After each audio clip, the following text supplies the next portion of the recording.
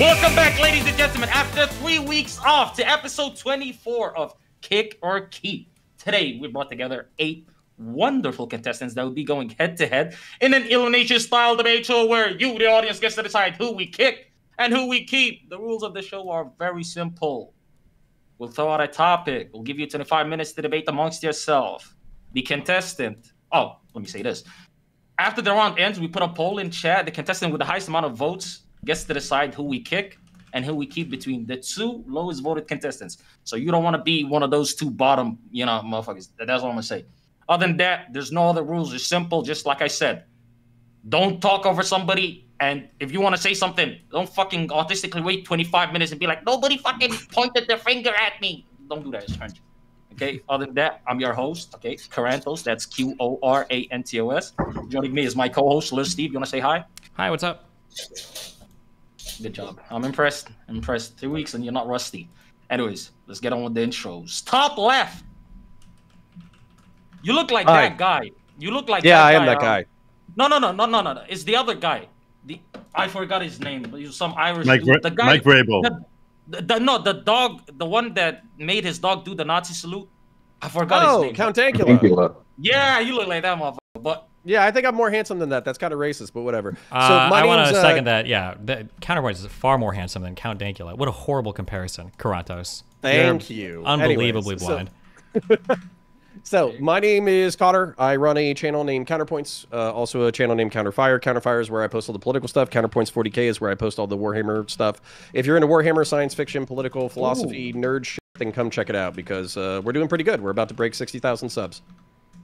Okay, that's a lovely. I might have to start watching that shit. To the right, I don't want to be racist, man. I'm not gonna do that. Dylan Burns, please introduce yourself, please. Wait, how are you gonna be racist towards them? Yeah, I was curious. I was gonna ask, but I. Yeah, they're white. Also, wait, you're Corantos. Why would you say I don't want to be racist? What happened? I'm feeling sick today. I don't know. I'm a changed man. Let me be changed for just one fucking day. You know what I mean? Like, Dylan, please go ahead. Oh, look at that. See, guys, this is why we project power, okay, across the world. All those aircraft carriers now float near this guy's country. He's got him singing a different tune, okay? Listen. Stop baiting me to say some stupid shit, because I will. You know what I mean? I'll bite the fucking Now that he's in striking distance, he's moderated his position quite a bit. All right, sorry, go ahead. Okay, my name's Dylan Burns. I'm a Twitch streamer and war journalist. I spend most of my time covering the war in Ukraine, but also other foreign affairs issues as well. If you could keep an eye out for a documentary I'm releasing in the near future called The Dangerous World of Artillerymen, I'd appreciate it.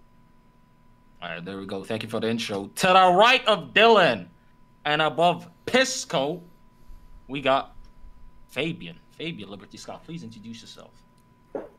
Hey, Corantos. You can be as racist as you want to me. You know, black guy with a mask on, you all look the same to me. You know, the mask. I don't mean the skin color or anything. Yeah, I'm an anarcho-capitalist. That's find me Fabian Liberty everywhere if you want to discuss philosophy or debates or things of that. In that nature, I am kind of the final boss of libertarian philosophy taken to its extreme. And so, you know, if you're a right-winger questioning, come check me out. And if you're a left-winger, I'll probably f you up. Oh, shit.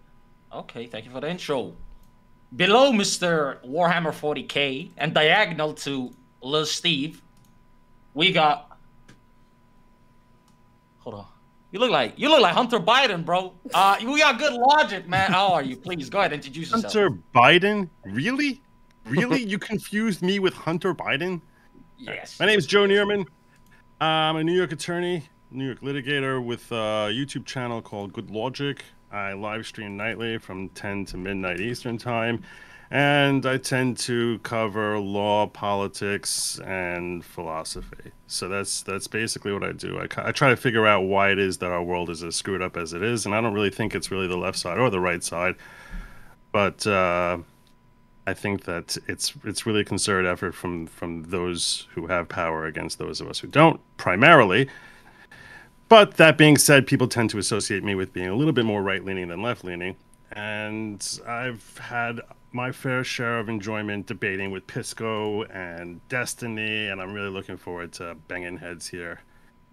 And really for the entertainment of it more than anything, and to maybe learn something. So, there you go. Great intro.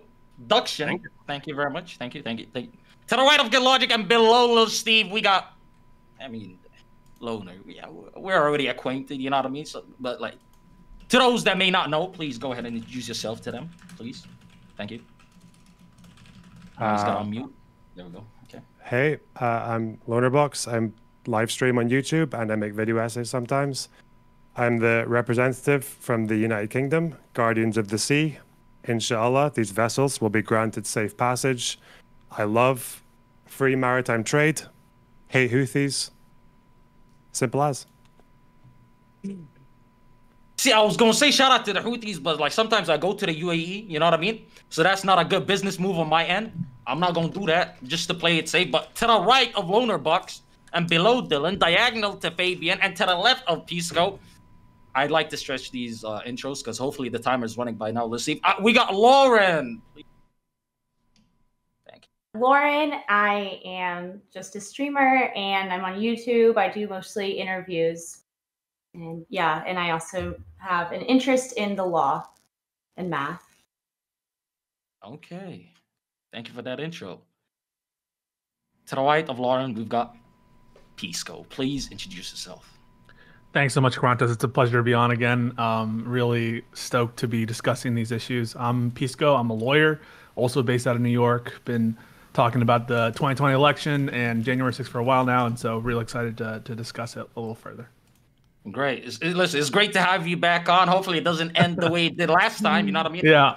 Like, it's always good to have you. You know what I mean? Yeah, I don't hold it against you or the showrunners. Thank you. It's like I don't know who was pulling him in. It was a mess. Anyways, last but definitely not least, we got Radical Coder. Please introduce yourself. Take your time. Hey, I'm Radical Coder, or Ryan.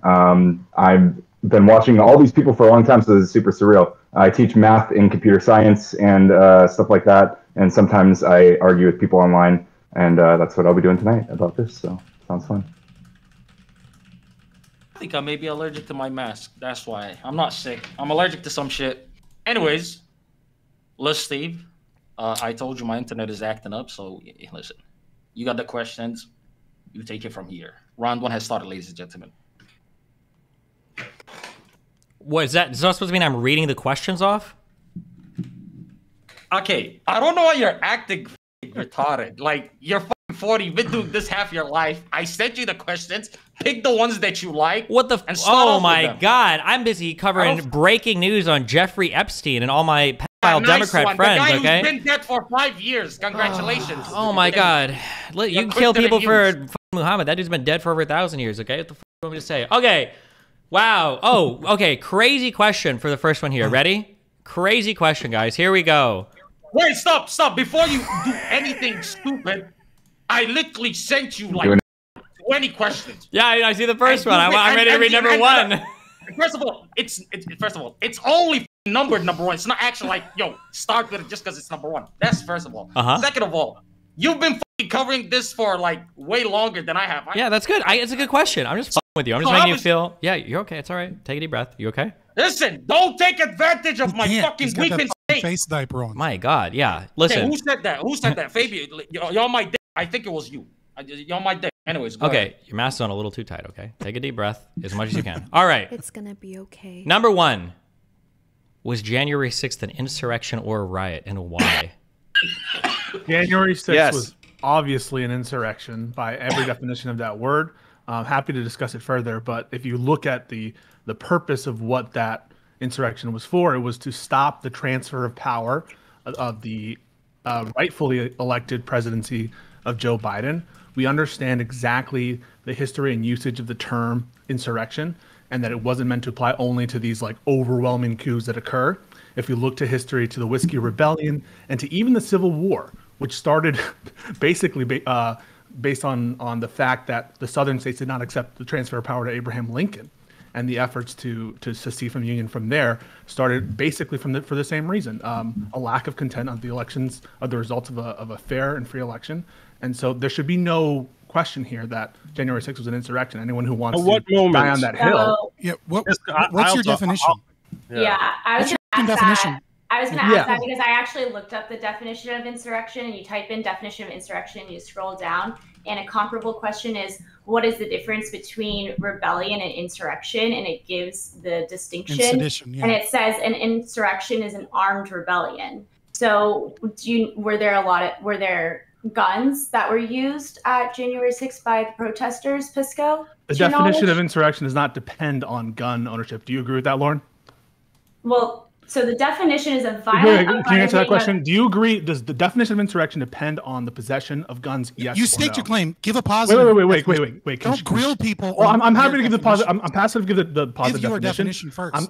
Hang on. I'll give the positive definition, and then Lauren will answer that question. The positive definition. Hang on a second. I'm going to answer the question. The positive definition I'm using is from the Colorado Trial Court, which is as used in Section 3. They gave like the Colorado. They didn't define. No. The Colorado Trial Court gave a definition. Do you disagree with that, Fabian?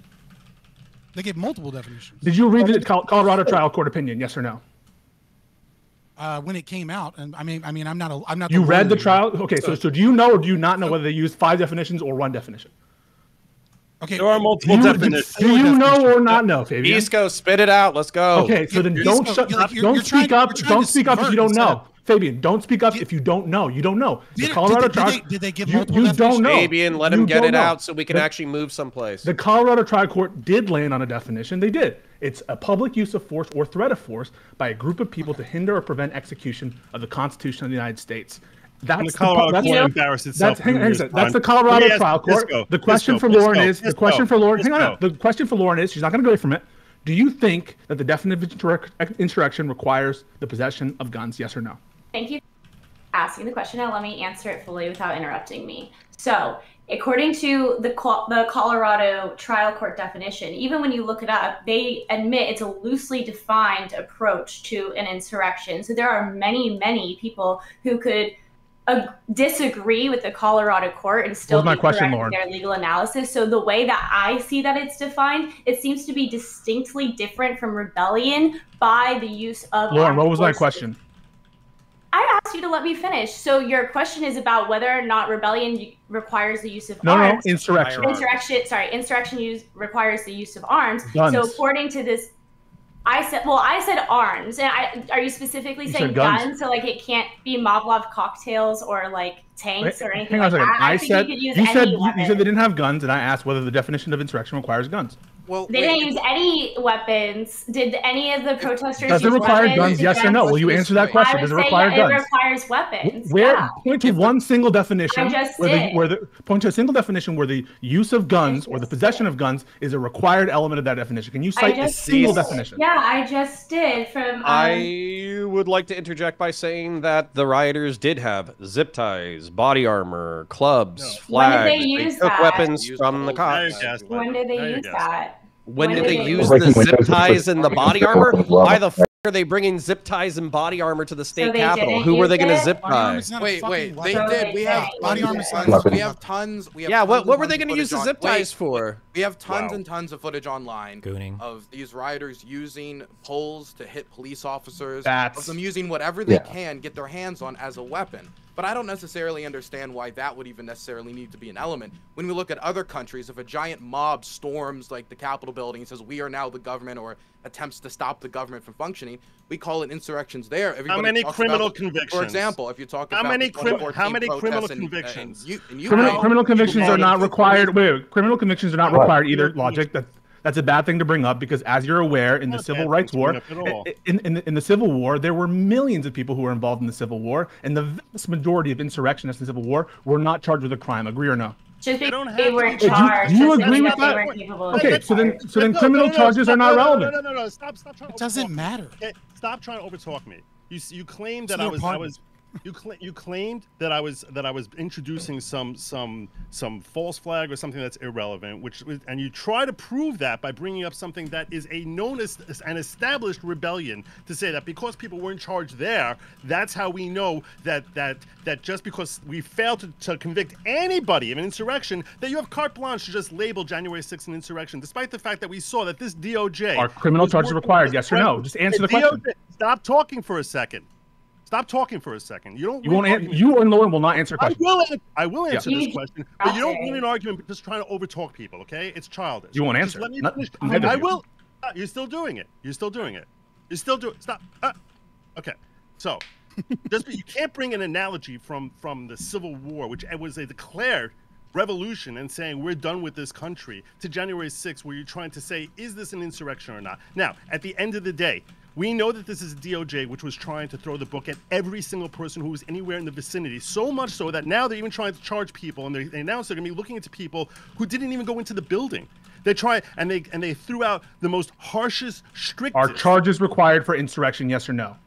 What does that mean? Are they required? You brought up the evidence that no one was charged for insurrection. Wait. Will you answer it? Earlier. Our DOJ knows it wasn't an insurrection. If our DOJ thought it was an insurrection like you do, Pisco, you interrupted me saying that you're trying to introduce the legal language of insurrection. Wait, no. You introduced the legal language of insurrection in order to counter me when I was saying, when we talk about other countries, we see giant crowds storming Capitol buildings saying, we're going to stop this government. The laws will not be passed. We will not allow it. We call it insurrection there. Everybody says that when it comes to Ukraine in 2020. Everybody says that when it comes to other countries. Why does it not apply to us? Why'd you bring up charges? Why are you dodging logic? Is it required charges? Wait, will any of these people answer a question? Can we make them answer a question? Does it require charges? Yes or no? You made a claim. What does that mean? An insurrection? Well, all right, wait, real quick. Whoa. Here, wait. Okay, real quick. Here's what we're gonna do. Okay.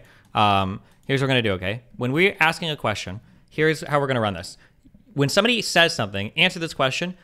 Or even if they say like answer yes or no, you have to give an immediate answer, but then you are going to be allowed time afterwards to explain the answer. Okay, so somebody says, do you need this for it to be some bullshit? You have to say yes or no, or in as many words, like very quickly say it, and then afterwards you can elaborate so that people don't get like railroaded, but it can't be a bunch of rambling. Okay, so yes. There's two questions on the floor. One is, are guns required for an insurrection as a definitional matter, and the other is, are charges required as a definitional matter? We don't have an answer on either of those yet, and I'd like answers to both. I answered it. You posed the first question to me. It was whether or not weapons or arms are required. Guns. I'm talking about guns. Why specifically guns? Okay, fine. Because you said guns. Then no. Okay, so then we can I put did that not aside. say guns. I said any weapons. The protesters didn't use any weapons in order to get into the Capitol. So, however, there is a distinction between. Wait, is your position they didn't use weapons? Is it your position that Dan Sisters did not use weapons? I don't know what you're talking about. Can I have a question? Does Jan have weapons? Whoa. They use bats and they use poles to hit people. And those weapons and windows. They were smashing in windows or something. Like there was. I've got a question. If you steal a riot shield from a cop and use it as a weapon, does that count as a weapon to you, Lauren? You have to ask yourself. Or taser. Yes or no. Yes, of course. Yeah. Okay. Baseball bat. As far as I know, the first breach. I wasn't finished asking my line of questions, bro. Come on. Given space to elaborate and not be interrupted when we were in, I try to give I try to follow your instructions explicitly. I said yes, and then I wanted to elaborate, and I got immediately cut off. So there is a distinction between insurrection and rebellion. The distinction between insurrection and rebellion is that insurrection requires use of arms. So that answers your question, Pisco. Yeah, and I wanted to ask. And Lauren, I wanted to ask. Wait. So, did they have arms or not on January 6th? Did they or not? Some, like for instance, is the answer yes? They did not use arms on January 6th. No. Okay, so is a bat an arm when used against police officers? Okay. If I can tell you, what about a window? That's how they let me interject here for a moment. Hopefully we can bring a little bit of. I would say in this context, no. Hold on, just for a second. Okay. So maybe Pisco, if you can calm down, and if everybody can answer your questions whilst you calm the down, right? I think there's a little bit of a problem here. Yes, and one quick problem is Radical Coder. I think you're using the wrong microphone. Everybody keeps saying that. Okay, fix your. Yeah, I think it should be fixed now. Okay, sorry. Go ahead, Fabian. Go back, Fabian. Go. It's better. Yeah. Thank you. So, and I think Dylan inadvertently discovered this, and it kind of got trammeled over because everyone was like yelling about questions, which is that there is a colloquial understanding of what we mean by insurrection, right? And then there are the lawyers here who and the people that are very interested in law, that I think their natural instinct was immediately to start talking about legal definitions. And I do think it's important that we might use the word insurrection to mean some form of rising up to stop a law. And it's an extremely vague and open-ended thing that you could apply to many things. You could apply it to Black Lives Matter protests. You could apply it to nearly any riot, for example, that is designed to stop some function, or that stops police from doing their job, etc. Right? And then there is a legal definition of insurrection in the American, vein, which is tied to the Civil War, designed to ensure that former Confederates don't hold political office. And when we get into like what insurrection is and how it differs from sedition, that's fine. We can talk about that, but I think it's important that maybe the lawyers remember that to the audience and to a lot of other people, there's two kind of ways that we use this flying around and like immediately screaming about the legal nuances. I think it's becoming like unhelpful. The reason that the attorneys are thinking that way is because it helps clear any vagueness. It helps lawyers are taught in law school how to. So I don't understand that. It's really not simply that. Fabian, you're correct. There is a difference between the colloquial usage of the term and the legal definition of the term. The problem is that the colloquial definition of the term has literally no definition. So there's no point. Yes, it's a silly question to try and analyze colloquially. Can I ask a quick? Can I ask a quick? I'm almost done. And then my point is just on that. Can I ask you what you think about what you just said? Can I just ask a quick question about what you said? Okay, is there a legal definition for insurrection? There has to be. The Constitution. I know the Constitution references it, but is there a legal definition for it? There's no firm standard that has been put in as to when something rises to level of insurrection on a legal basis. Okay. But there have been debates amongst different courts and different legal scholars as to at what point we get to a stage that this is now classified legally an insurrection. My point was that when, I'm not sure your name, Blue Shirt, I apologize, but when he's talking about saying, like, why are you introducing a legal perspective? It's because a colloquial perspective is always going to be 100% subjective. And if you don't like the fact that it happened, you're going to label an insurrection. And if you're not that bothered by the fact that it happened, you're going to say it's not insurrection. That's from a colloquial perspective. So the only thing left to debate is whether legal scholars would qualify this as being a legal insurrection. And that's why those of us who are more familiar with the law immediately went in that direction. Was it a violent uprising against the state? So much. I'm not judging you for doing that. Was it a violent uprising against the state? There is a separation there, and that yes, it was, Connor. Should make that distinction known. Thank you. No, I don't think. Fabian, I'm glad you bring that up. Was it a violent uprising against the state? Yeah, we're saying it's not an insurrection. Also, I'm sorry, I gotta interject one quick thing here. Hold on, I'm sorry, because the lawyers are trying to at me for months now. Hold on, wait. Also, okay, if you want to do the legal lawyer thing too, okay, if you want to say that you're citing a legal definition, you need to cite some part of the U.S. Code or some part of the Constitution, because it's not a legal definition unless you're actually citing something of the U.S. Code. That's wrong. You could be what do you mean? citing. What do you mean? That's right. That's wrong. You could be citing. Yeah. That wait. That's fine. Yeah. Okay. Sure. You can fight. You can wait. Hold on. You should take back what you just said. Shut the fuck. Stop. Or you can cite a prior case, okay? But right now, so what you just brought up, Lauren, I couldn't find that. I googled it. It looked like that came from Wikipedia. When you said that like an insurrection requires like weapons, is that what is like the case? Whatever. You guys should like refer to cases or refer to like the actual legal code or refer to some part of the Constitution. You have to refer to something in particular, okay? Whatever it is, I don't know what it has to be, but you have to refer to something in particular. Colorado trial court opinion, and was it? I understand, Pisco. I understand that you cited that, and that I think that's fair, and I think that's good. But then when other people are arguing you about that citation, they need another citation. That's what I'm saying. Like if you're going to make legal appeals, like appeal to something, right? Yeah. Logic, Fabian and Lauren, I want to ask you a question. Just in case anyone's still stuck about the thing with weapons as well. Like, we know that like the leader of the Oath Keepers on the morning of January 6th was telling his members that you should, if you're going to bring a blade, make sure it's under 3 inches because over 3 is prohibited in DC publicly. And then also, we know that the first breach of the Capitol building was literally a guy who stole a riot shield from an officer and used it to smash the window. Not to mention, even it was the deputy chief of staff for operations who went to Trump and said that that these people have weapons and they don't want them to be confiscated. No, according to Lauren, they weren't armed.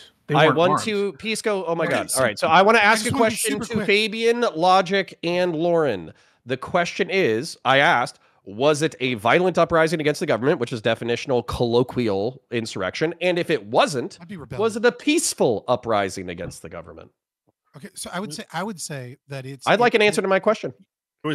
I would say it was not an uprising against the government. Fiery, but mostly peaceful. Oh, that was cute. I would say it's not an uprising against the government, right? Because no one there they wanted to institute what they believed to be correct. At least if you're talking. Was about that based off of a false premise? No. The Civil War rebellion. Pisco, stop interrupting me. Stop interrupting a question that was asked to me. I'll try and be brief. Okay, calm the fuck down. So I will say this. The closest definition that I can find to the time period right? If we're going to try and understand the definition as it was written in 1868, doesn't say anything about armaments, right? That is not a requirement for insurrection. It is just and this is from Webster's 1828. If somebody has a closer time period definition, I'd be willing to accept that. But I would say that Webster's 1828 is going to be closer there's some from our current definitions, right? And so it's but if you have one and you want to pull it up and it says something about arms, let me know. But I haven't found anything that requires armaments, right? So I would say that, that being said, I don't necessarily care whether or not it's insurrection or a riot, but its terms as it's legally defined in the context of American law, I think that does, it's like when you see the Espionage Act used against Edward Snowden, it's like, sure, is it technically true? Yeah, but that matters. Is it moral? And also, is that the intent of the law in the first place to go after NSA whistleblowers? I don't think it's meant to go after rioters that got out of control. The technicalities matter here. Because of police that didn't do their job and all of these other problems. The technicalities matter here. And so first you started off by saying, well, it's not an insurrection because they genuinely thought they were doing the right thing. The Civil War people thought they were doing I never right said thing. that. Well, you said that they were instituting their vision of what was required or whatever. No, I said whatever that, thing I said you the difference said. between a rebellion. Yeah, okay. That's what happens when you talk. Okay. So put aside rebellion. We're talking about insurrection. The question on the table is whether it was an insurrection. Your answer to that was no, as I thought I heard, and your rationale for that was you started interrupting me again. Well, hang on. I claimed it was by the 1828. Okay, so it is an insurrection. So you agree that it's by the historical, and I agree with your approach to use the historical example. You agree that by the historical examples, it is an insurrection. So who else here doesn't think it was an insurrection using the historical example? Well, okay. I don't think it's an insurrection because I don't think the people there were there. At least the vast majority of them were there in order to overthrow anything. The vast majority of them were walking through. So my issue is, a lot of the people there were there to listen to Trump speak. As Trump was speaking, about what? Well, he was talking about the electorates. He didn't think that they were done rightly. Yeah, he was talking about the 2020 election, and I understand that. A lot of them were there to listen to Trump speak. As he was speaking, that's when the Capitol was attacked by a small minority of the people. Are we doing it by percentages, Lauren? So if 100 people heavily armed went into the Capitol to try to kill everyone there, would you say, well, it's 100 out of 80,000? Therefore, just let me finish my thought process, if you don't mind. Yeah. So a lot of people. So once the Capitol was breached, however, Trump was still speaking, and then after he finished his speech, many people walked over to the Capitol because they were trying to protest. Or at least let their voices be peacefully heard about the situation at hand. So when they arrived to the Capitol at this point, the vast majority of them saw people walking in and out of the Capitol. They saw police officers not preventing people, not arresting people. They were walking within the red velvet ropes. They weren't being violent. They were saying hi, taking pictures. So a huge portion of these people, they weren't there trying to overthrow anything. They didn't even mean to trespass. They weren't on notice that they were trespassing. I was walking towards the Capitol after the Trump speech, and while I was walking towards the Capitol, I was hearing in the crowd, "Hey, they've broken through the Capitol. They're going in. They're going through the police lines. They're storming the Capitol. Let's go, let's go, let's go." And I heard that from the crowd. Now that wasn't everyone. They didn't know it was illegal. There were people. Well, let me finish the sentence. Okay, thank you. There were some people that were doing that. There were other people who were more confused. There were others that were arguing with other protesters, saying, "You don't beat up cops like that. These are different cops. These are DC establishment cops. These aren't back the blue cops." And they'd argue back and forth. But I would say then the question wouldn't be, did everybody engage in insurrection? Because not everyone was charged with sedition, not everybody was charged with violence, not everybody went into the Capitol. Right. The question would be, who in the crowd did engage in sedition? Who in the crowd did engage in insurrection? And how many charges were there? But let's also be clear. Back to charges. Give a blanket. Of course, we're back to charges. You're asked to give a blanket. But let's also be clear that none of this could have happened if the chemistry, the combination that Trump put out there with misinformation and disinformation around the election, this would have never happened if he didn't give them the fuel to make them angry. If what Trump said was right, they should have stormed the Capitol and done more than storm the Capitol. if what he said was correct about the election being stolen. Because that means our democracy is dying. That's what makes Trump's lies so pernicious. That's what makes Trump's lies so. That's really the scariest thing. I'm sorry, I can't hear. I'm sorry, I'm hearing rambling from my right side. I can't understand where it's coming from. Anyway, what was that? Oh my goodness. I said, how dare those pesky blacks complain? If those blacks had stopped complaining about George Floyd, that is exactly what I said. Yes. That's what I said. Well, George Floyd was actually murdered. Fabian. Fabian. I was taking the word straight out of my mouth. Thank you very much. Okay, remember, don't speak. Fabian, shut the fuck up when I'm talking, please. Guys, don't speak over each other. Mr. 40K, go ahead. You were raising your hand. Also, by the way, wrap it up because we're going to move on to the next topic. And also, I did say in the beginning that we're going to do eliminations, but then I thought about it. And then I realized if we eliminate the people that disagree with the majority, then we're just going to have an echo chamber. So for this episode, and we do these every once in a while, we're not going to eliminate anybody. But at the end, we are still going to pick a winner. Everybody comes to the same conclusions as Hippy Dippy Man. By the way, winner gets $500 and a host, by the way. I forgot to mention that in the beginning. So there you go. Okay, go ahead. All right. 40K. Yeah, I was the only one. I didn't weigh in yet. I didn't weigh in yet as to why. It was not okay, good logic. You go after him. You'll go after him. You'll go after him. I'm gonna. So Fabian, do you think that there's an analogous difference between police brutality being real, police brutality being witnessed by the public, and then the public having a reaction to it, versus a small cadre of people basically making up bullshit, stacking bullshit on top of bullshit for months on end, and then conspiring with lawyers and people who are a part of the government in order to literally take over the government based off of information that they should know is false? Keep going. Okay, so and have been informed as false. No. Stop talking. I was asked a question. I'll be very quick. I'm not going, that is such a loaded bullshit question. What I'm going to say is that if people believe that they have been wronged and they presumably have a right to speak up against, or they have a feeling or desire, and then some people take those ideas of being wronged and go too far, there's nothing disanalogous between Black Lives Matter protests when they threw Molotov cocktails and stormed the Capitol and May 20th, 2020, right? And they attacked police then, and they went past the barricades, and other people that happened to be larger, where it happened to get more out of control because they too felt wronged. This idea that you go, except whether or not there was a fact of the matter at the base that was true, whether or not there was something true at the core of their belief. It's a bullshit comparison. It's a bullshit comparison. George One Floyd is wasn't true, all of these one people's is false. cousin, right? Like, one is wait, true. that's not the question, though. The difference is George Floyd was murdered, but the election wasn't stolen. No, he wasn't. George Floyd was not. He was. George Floyd was murdered. I guess his drug dealer murdered him. I guess that's one way of seeing it. I didn't see his drug dealer choke him out on the floor. Shit. You also didn't watch the trial at all, Lauren. I did watch Otherwise, no difference. Okay, Lauren. Hold on. Stop. You guys are deviating from the topic. Number one.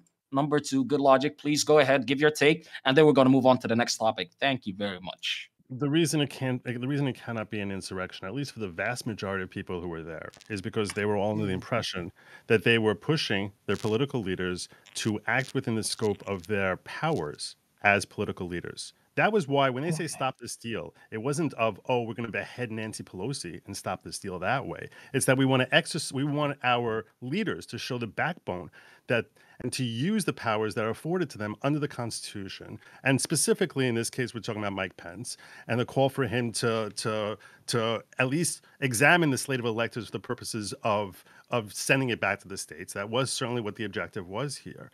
And their perspective was not we're committing a crime, not that we're overthrowing the government. It's that we are basically challenging our own political leaders to step up to the plate and fulfill their responsibility and fulfill their duties and their rights in order to ensure that the integrity of a vote which had a lot of shady issues behind it. Just a quick addendum to that. I would like it cannot be an insurrection because they're not trying to overthrow. No, there's no good faith exception. They're trying. I don't think. No, wait. I don't think you. You can respond. Okay.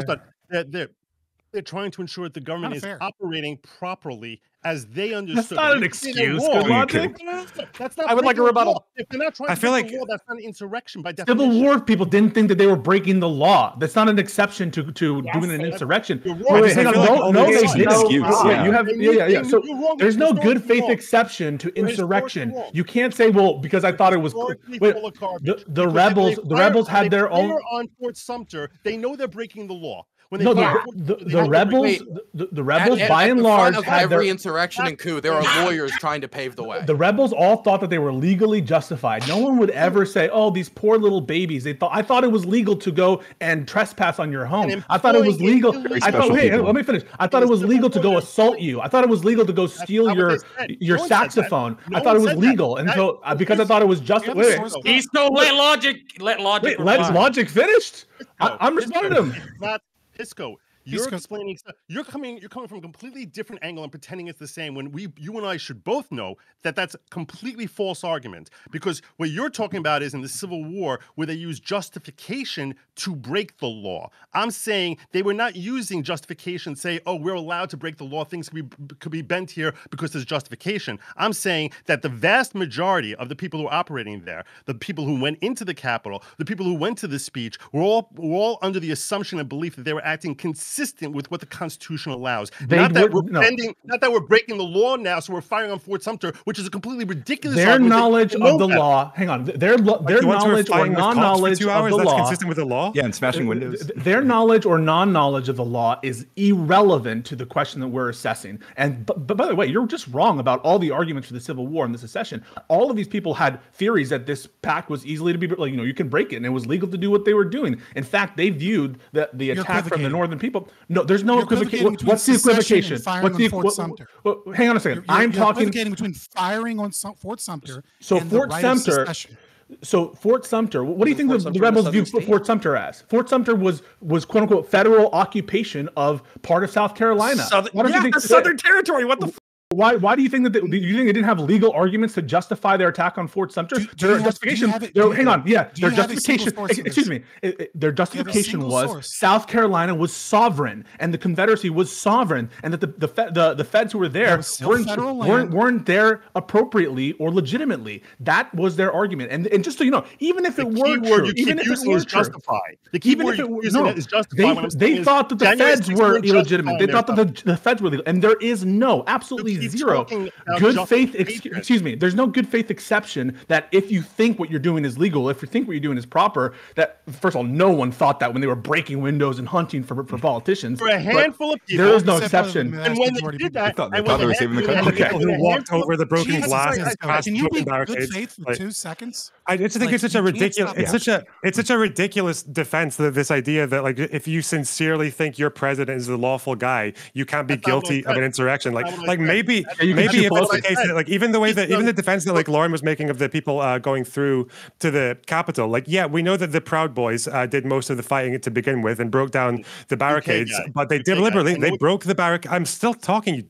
Yeah, let's let Lonerbox And talk. then He's actually the barricades got broken down, and then they deliberately broke down barricades that linked Pennsylvania Avenue, the end of it, to the Capitol. So they knew, because they wanted to egg on people who arrived to go further in. But at the end of the day, like, maybe you don't think you're doing anything criminal, but if you're literally, like, walking past, like, broken barricades, there's fighting up ahead of you, you're like, oh, at what point is, like, oh, I'm just going to go past these broken windows, I'm trip over, like, another broken barricade, there's cops fighting in the corner, like, oh, I think maybe I am actually just, like, doing this in the service of the Constitution. They didn't know better. I don't know if, maybe in America, like, you can just, like, plead retardation, but, like, it's a process of many hours, and not all of the debris was right. Like, if you have hundreds of people walking over something, debris tends to go to, you're not probably going to notice that. If you're in a huge, large crowd of people and everybody's walking in the same direction, and then you're walking in between the red ropes, you see the videos of these people just, like, walking around with their selfie sticks, engaged in single combat. Yeah, and I saw the videos of people in Mortal Kombat. Pisco, you're dominating the anti-bullshit side, so I would like to hit this. This is absolute cope. Number one, there's nothing that says the vice president can unilaterally reject votes that have been certified by states. I very much doubt that you can find a single shred of paper that says that shit. And number two, you said that there's a video. There's a video. They thought he could, so it's fine. You want to pull it up? And then you want to pull it up and read it to us? And then the second portion, hold on, there's a second argument. I will be happy to listen to you say it.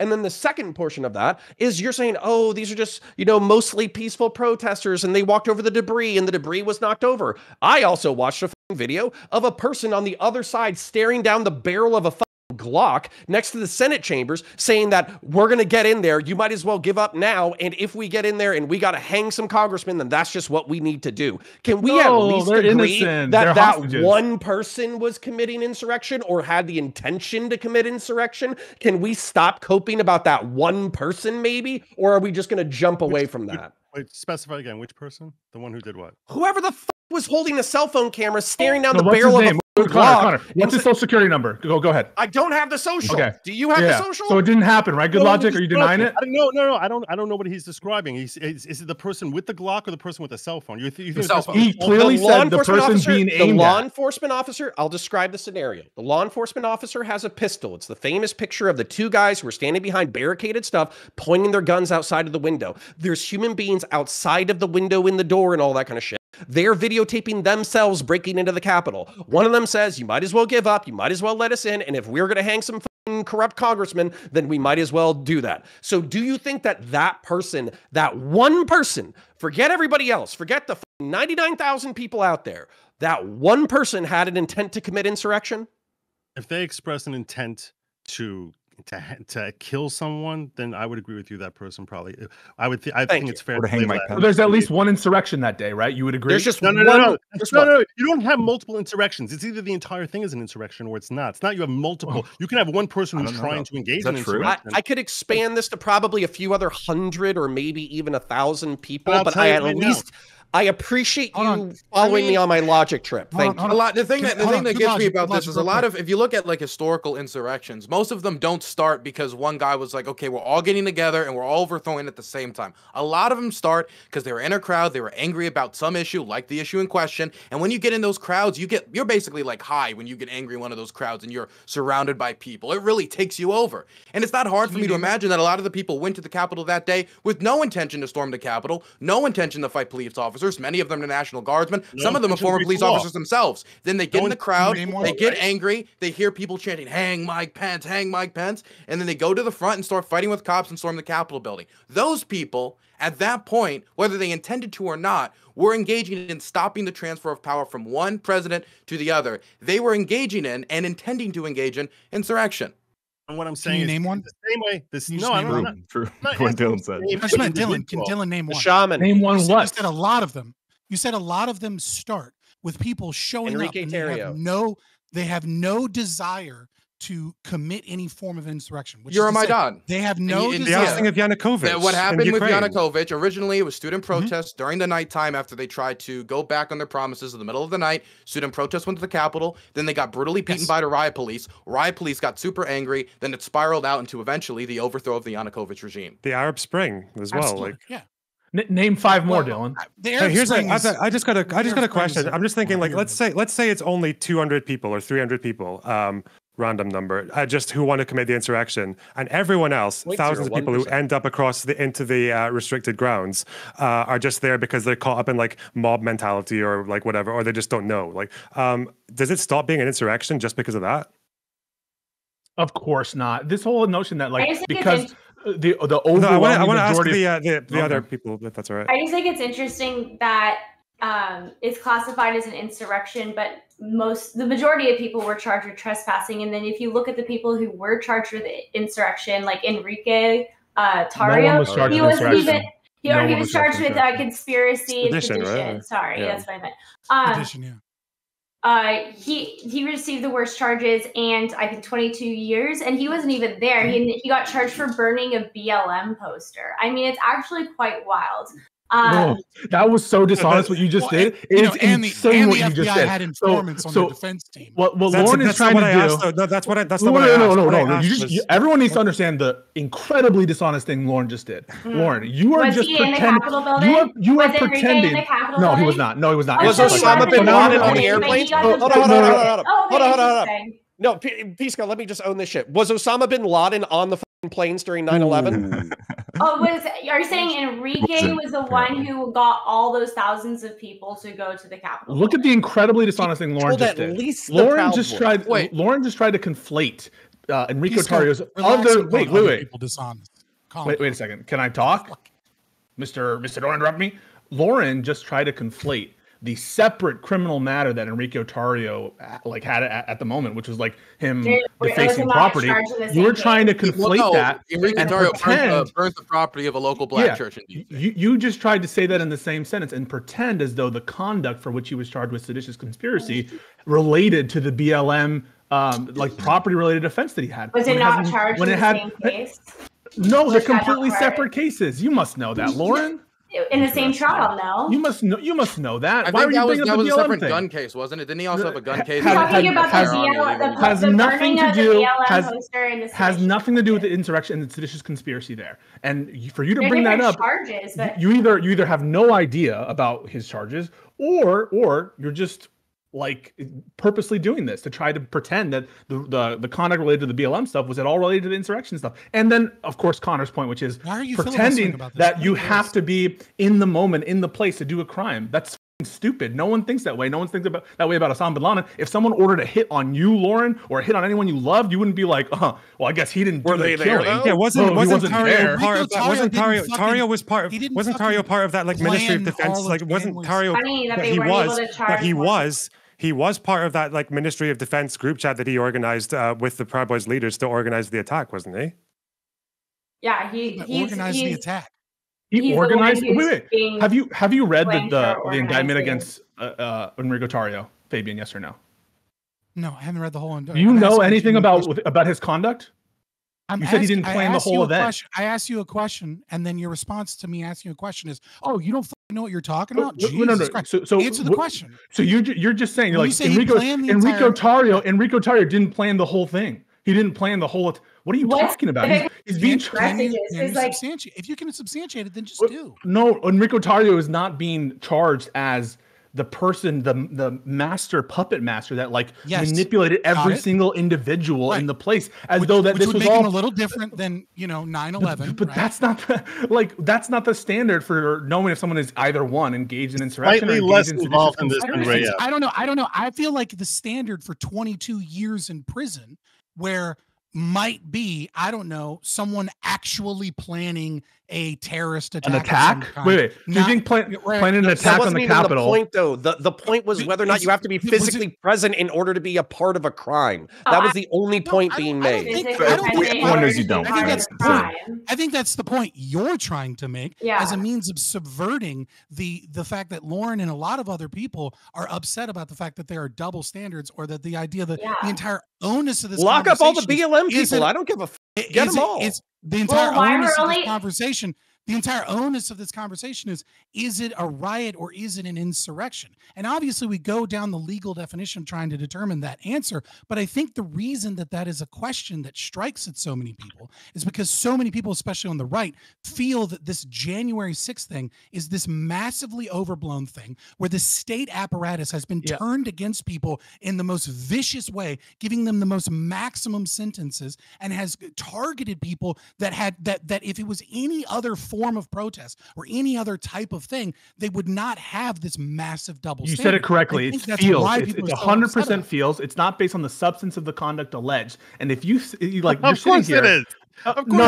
It's all So it's all based on feels. The double standard accusations are nonsense. I got a question for you, feels wise. Okay, since it's all feels, how do you feel it would happen if, I don't know, a BLM activist got 22 years in prison because he orchestrated a protest that turned violent, and then throughout the trial, America learned that the FBI had informants that were privy to the defense lawyers' case, were still embedded with the family. Look at that shiftiness. Look at that shiftiness and dishonesty. Look at that. How do you think? Look at that shiftiness. I'll answer that. So look at that shiftiness and dishonest. On the one hand, portraying so your comparison, right? You're trying to make an apples to apples comparison of Black Lives Matter if they engage in the same conduct and they plan a protest that just. No. What you're doing in the experiment, hang on. No. Answer it. What's dishonest is your staging of the hypothetical for the BLM is they just planned a protest and, out of the head of Zeus, it just became violent as opposed to an active, purposeful planning of attacking, which is what occurred. Pretty different thing. Okay. So, the second dishonest. Okay. Before you go any further, you admitted to me on the air in front of thousands of people that whatever level of insurrection someone's going to attribute to January 6th, what happened in Portland with attacking of the courthouses, what happened in Chaz in Washington State was clearly much more. 100%. Oh, wait. I did not say. I never said much there more. There were hundreds of charges from the BLM riots. So wait. I just want to answer that. I want to answer that completely.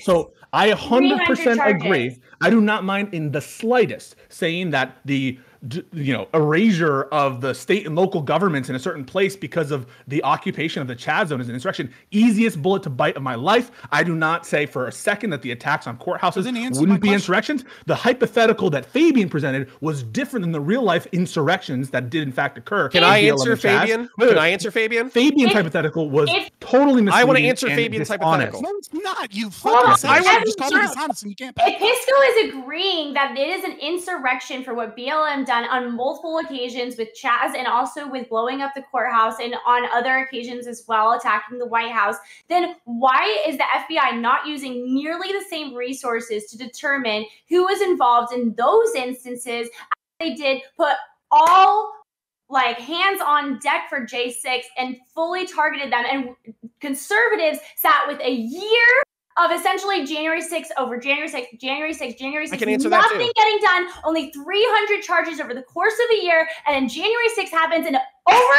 1,000 conservatives are charged. Wait, can I ask? Wait. Hold on. I just want to ask a quick question. I'm going to toss out the conservatives. Okay, fuck off, you. Okay, I'm just curious because the BLM comparison is brought up a lot. Okay, so for all the conservatives that bring up the BLM comparison, can you guys cite just one example of somebody that we know that was ahead of time planning any type of riot or attack or violence at a courthouse? The Dallas shooter. So again, when I brought up May. No, wait. I don't know. Wait. Hold on. I just have a very specific question. If the answer is no from everybody, wait, Fabian, are you about to give an example or no? I'm giving an example of a specific protest, right? Not a specific person. But okay, wait, no, hold on. Let me, no. A protest is not a protest. You're trying to force a gotcha. No, I'm not. Hold on. Stop. No, stop. Fabian, you're not aware of that. Fabian. I'm not trying to force a gotcha. The reason why I'm asking the question. I'm not, Jesus, just let me do this. I'm trying to make this nice for everybody, okay? Instead of eviscerating you like Pisco just said, okay? The problem is you don't know the underlying facts of any of these cases. That's why your comparisons are bad. That's why I'm asking a very specific question. I'm asking a very specific question because people, stop. Come on, let me ask the question. It's a very specific question. If you don't have an answer, just say, I don't have one. The question is there an example of a plotter or schemer, an individual that was planning a BLM riot in advance? That's the only question. If the answer is no, but you think other stuff rights, yes. Bullshit question. It's no, the Dallas shooter, you stupid cunts! You're both stupid. The fucking Dallas shooter. That's not a protest situation, right? So he asked about violence. No. I'm asking for the BLM protests. Yeah. Listen. Yes. He was a part of the BLM protest. Listen. It's very simple. When January 6th happened, we only knew a couple of names. We knew Enrico Tarrio because the Proud Boys had their name. The FBI went full force. They went through every Facebook. They put task force together to try and discover and learn who all of these people are. They put none of that power. Keeping us safe. Keeping America safe from dangerous terrorists. That's what they were doing. Investigating people. Molotov cocktails that pre-planned violence that brought weapons that the only reason these weapons exist is to burn shit. Okay, and so the reason is that you're going to compare May 30th. Are you about to compare May 30th? January 6th, because we've had over and over again. We have had investigations and investigations. Fabian, are you going to compare May 30th? Okay, wait. Can we just wait? Is that what you're doing? No, wait. Fuck May 30th. No, wait. We don't want to. I don't want to jump to another thing. So I'm just saying. Okay, just because that was a simple question. Okay, so can we just stop right here? We're going to jump. We're going to do the whole May 30th. So thing the comparison, the comparison Fabian is making. Fabian, are you aware that Donald Trump characterized the May 30th, what you're calling an insurrection, as no problem, never a problem, no problem whatsoever? I don't even like Trump. Wait. Do you agree that he said that or not? Were you aware that he said that? I don't remember what Donald Trump said about May 30th. No. Donald Trump himself. Donald Trump. So he was in the White House when this happened, right? The violence happened. Yeah. When he downplayed he said, it, got moved. So he said there was never a problem, not a problem, no threat. You aware of that? Why do I give a fuck about Donald Trump's narcissism and his I'm asking, bravado? Are you surprised that the Department of Justice, which is under the executive branch, under the command and control of the Attorney General, who serves at the pleasure of the president, that when the president characterizes something as not a big deal, that it isn't investigated?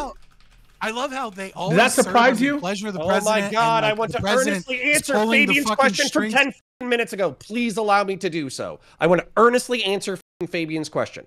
Okay. Okay. Well, let me just answer the question super quick then. I would like to take the floor after that. The double standard the double standard that you have is like, oh, it's they serve under the pleasure of the. Why didn't Trump go after them? Of course they. Okay. Oh my fucking God. The same people. You have an answer for that, Fabian? Stop floundering and answer. The same administration, right, that was hounded legally from almost every three-letter agency in existence during his entire Go general. Why didn't they go general? Anything to talk about the specifics, anything but talk about the specifics, right? You don't want to deal with it because it totally flies in the face of your narrative that these are comparable events. They're obviously not. They're obviously not. You're utilizing Donald Trump's bravado in the fact that he said I was fine, everything's okay. I don't want to go down another tangent. Hey, both of y'all shut the fuck up. We've been dealing with your autism all fucking night. Both of y'all shut the fuck up. I want to answer the question earnestly because I feel like it actually demonstrates something. Okay, Fabian, you asked if BLM had done something analogous to what we are accusing the January 6th people of doing, should they be infiltrated and prosecuted? As an example, I'm just going to describe it real quick. Well, okay, then repeat it for me because that's what I have down. I said, what do you feel like the outrage would be from the American people if BLM had done something comparable to January 6th? And one of the major planners, architects of whatever was occurring, they had FBI informants in their family that was privy to the defense team and was there for prayer meetings, etc. And we found that out, and they went along with the case anyways, and then sentenced them to 22 years. Okay, I'm going to make it analogous. Being directly involved in the violence. I'm gonna make it analogous, even though I don't think it's analogous. Okay, so if we discovered information that there were BLM leaders who were texting each other, signal chats, Discord chats, text messages, whatever the emails, and they knew that they were going to coordinate and start a protest that would become a riot, and they were going to capitalize on that riot by causing property damage and hurting people. And by the way, this isn't fake, this is real, like some of this shit kind of happened. I would be perfectly happy with the judicial system taking any means necessary in order to investigate and prosecute those people. Now, before you interrupt or interject, hold on, one more thing. Okay. So I want to answer Destiny's question was there anyone who pre-planned violence on behalf of BLM? That might not have been the thrust of your question, but I just want to say the Dallas shooter was inspired by BLM-style rhetoric, and he murdered, if I remember correctly, 6 police officers as a result. Okay, hold on. Can I just ask a question? Wait, can I just ask a question? If there was a group text message, yeah, go ahead. Okay, are you talking about the shooting in 2016? Yeah, the BLM riots and everything were like 2020 onwards. I don't know what this. Eric Garner and fucking. He's not saying he's not saying he planned. He's not saying he planned like a riot or anything. He's just this guy just like did a shooting. He planned he would do a shooting. What I'm asking. Okay, I know, but I don't. Hold on, I don't know. Wait, I'm just. Because for some reason, conservatives never want to defend anything on J6. They say we can't defend that. So then they pivot to BLM. So all I'm asking... I want to finish the analogy. I specifically defended January 6th. You know, you're mischaracterizing... You defend January 6th? I want to finish what the fuck I was saying, you fucking cucks. Please let me finish what the fuck I was saying. Okay. Hold on, Logic, I respect you. Thank you, fellow centrists. I love you. Connor, go. Connor, you got to do it in like... Connor, 30 seconds. Go. Wrap it up. What do we got? Make a comparison. Okay. So if there were text messages between leaders of BLM coordinating that attack, I would absolutely want law enforcement to investigate and prosecute that. Finally, was there a double standard? Yes, there was. Was there a double standard? Yes, there was, and it should have been prosecuted. I wouldn't give a fuck if the Dallas shooter had a family member who was FBI who was spying on him. I wouldn't give a flying fuck. Right. And then, by the way, he didn't get punished. He got suicide bombed by a robot. About the informants is violating your rights? Okay, please tell me the part of the Constitution that was violated by Enrique Tarrio having law enforcement members who were a part of his whatever. constitutional violation there? Tell me the constitutional violation. Hold on. So you answer that. Okay, so let's go through. Do you have a What's the constitutional violation, Fabian?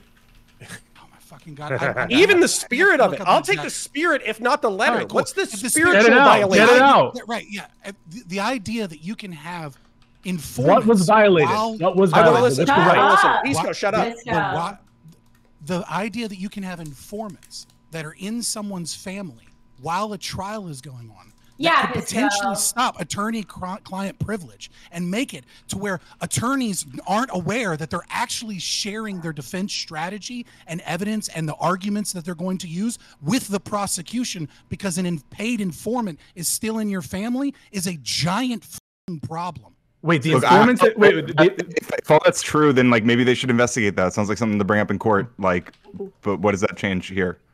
First of all, there's tons of 2 years. There's tons of Sixth Amendment precedent. You can find it about jailhouse informants, people who are after the initiation of formal proceedings against someone. There's ongoing criminal behavior. 100%. But what you're talking about, what you're talking about. Wait, hold on. Wait, I'm sorry. Wait, let me clarify. Hold on. Is Fabian complaining? Is your complaint that an attorney and a client are having a conversation and that attorney-client privilege is being broken because the client decides to willingly share that information like a fucking retard with family members, and one of the family members might be an informant? Is that what the complaint is right now? Breaks the privilege? Wait, no, it would break the privilege anyway. Hold on, wait. If that's, yeah, wait. I just want to be aware if that's a complaint. We're dropping this whole topic. That's the most retarded thing I've ever heard in my entire life. Not the most retarded fucking. It is the most retarded fucking. There is no attorney-client privilege. You've already broken it. Yeah, you could absolutely have attorney-client privilege if you ask, like, if I'm a defendant and I have trusted people, and my attorney thinks that having these trusted people would help my defense. The attorney can talk to, if with your consent, the trusted person. People, but those people, no. You know this. It's not called the trusted person exception, but if you are a defendant and a third party is there, so for instance, if there's like a child with their parent, that's like the most common one. But even if you're an adult, like an over 18 person, and you have like a parent or a friend that is reliable. You sure about that, Lauren? This sounds like a skill issue, to be honest. This really sounds like a skill issue. We have other on panel. Am I wrong?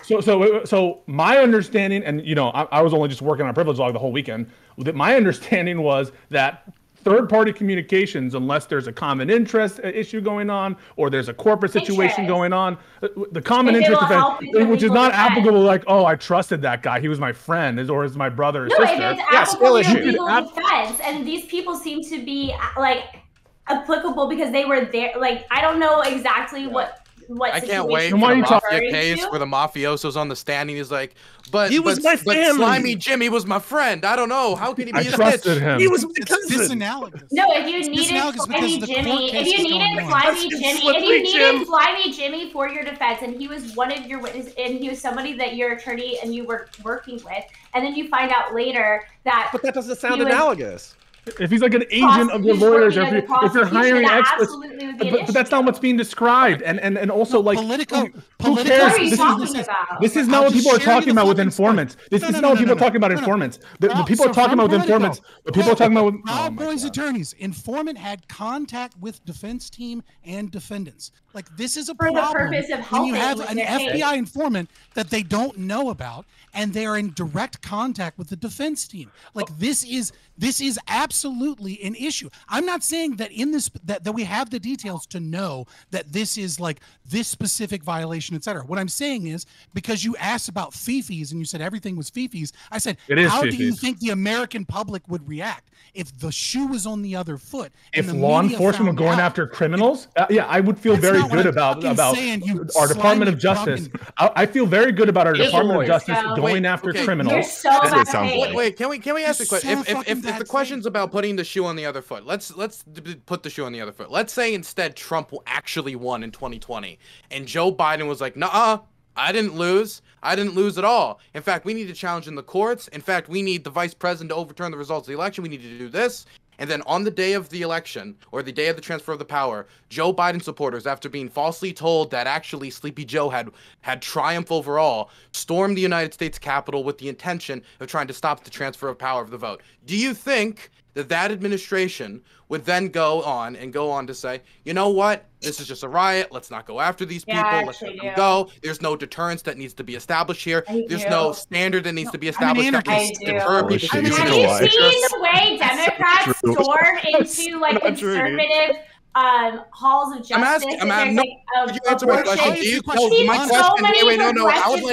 I want Lauren specifically to answer my question because I think you want her to answer. Enlightenment. I do want her answer. Yeah, because you keep saying stupid shit and getting caught, Fabian. So maybe take a break. Yeah, I think that they would brush it off. You think Trump would have been like, okay, you guys can all go. You can all. No. I think that I think Trump would absolutely use power to try and go after these people. And then what you would have is you would have every leftist, every fucking media organization in the country screaming fascism is here, fascism is here. The DOJ, they had people, informants planted in the case. Like you would be the mountains. And it'd be as stupid as the Republicans do it right now. That's proof you're wrong. I mean, if that happened, if someone tried to do that to Trump, he'd probably get like martial law. Okay, I don't know. Proof that you're all out of your minds, and that Lauren is correct on this, and that is the whole chant: "Lock her up, lock her up." How much? And what happened with Hillary? Nothing. Trump doesn't that make Trump a fucking pussy? I'm still talking. And while everyone here on the left, especially, believes that Trump is this crazy, vindictive, tyrant, fascist, Hitler wannabe, at the end of the day, you can't point to a single time that he was acting vindictively and using his DOJ to go after someone. Oh yeah, I can. So Trump. Doesn't that make him retarded? Do you agree? Yes or no? That Trump specifically called on his Department of Justice to indict Joe Biden. Doesn't that make him Did retarded? they? Oh my God! Wait, hang on. Did he pressure them to do so? Did he pressure them to do so? Yes or no? Did they? Well, thank God, Bill. Thank God, Bill Barr. Despite video evidence of the guy saying I used $1 billion to blackmail of taxpayer money to blackmail the hell out of getting rid of Shokin, still they didn't go after. Oh, back to that conspiracy theory. So good luck. It's not conspiracy theory when the guy admits it on video. When he admits it on video, it's not conspiracy theory. Shokin, that was, you know what, Joe Biden. Wait, Pisco, hold on, wait, Pisco, hold on, wait, Pisco got ripped. Wait, hold on, wait, good luck. You have to answer Pisco's question. Why did Pisco asked?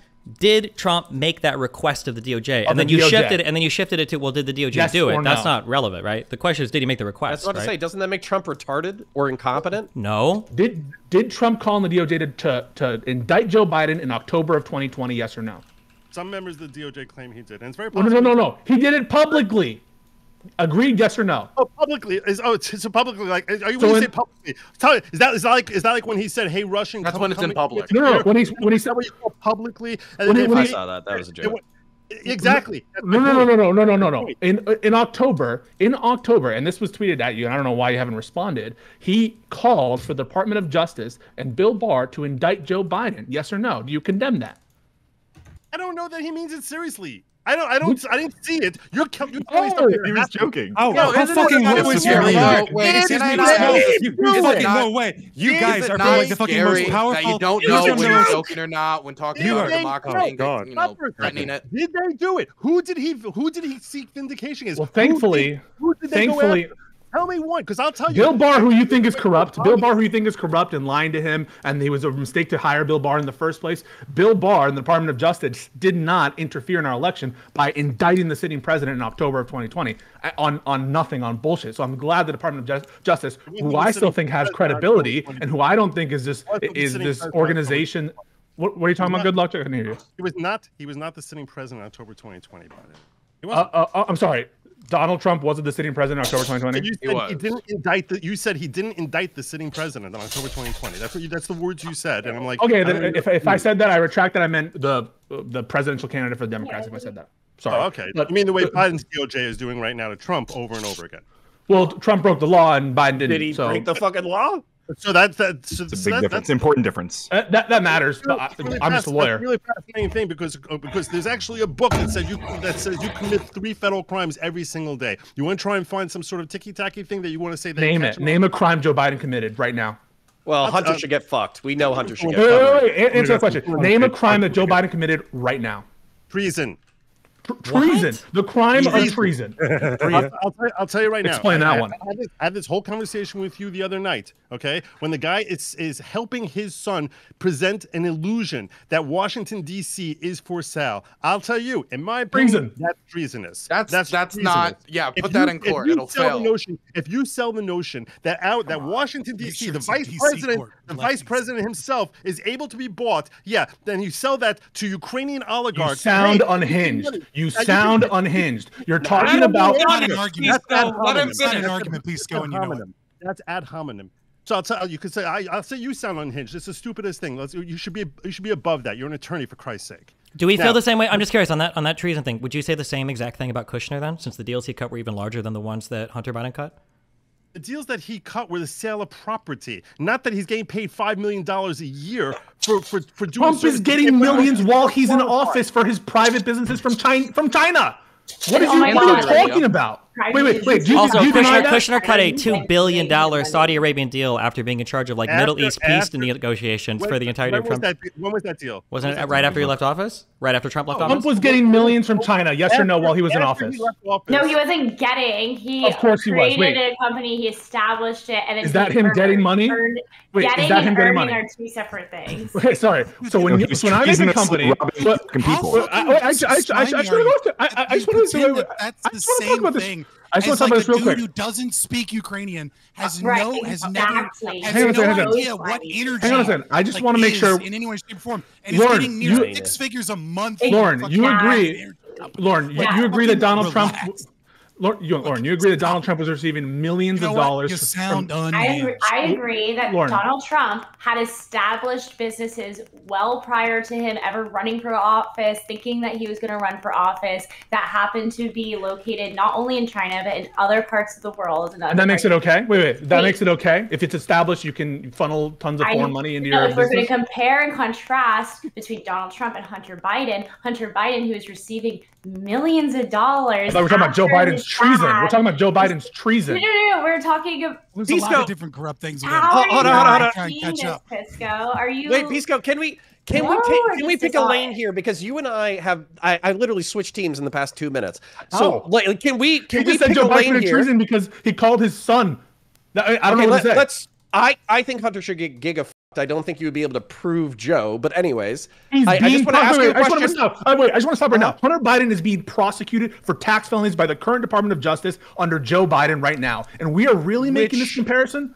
Which you argued about against me for about 6 months, saying it was all bullshit and smoking mirrors. Wait, hang on a second. I never said the tax charges against Joe Biden were bullshit. What we were arguing about was the evidence of a double standard or the Department of Justice playing favorites. What I know is that they're going after Hunter Biden and they're charging him with felonies. Speaking of which, hold on. So, just speaking quickly to double standards on prosecution. I would love to talk to Destiny later about Acosta and Epstein and double standards on prosecution. Would love to talk about that.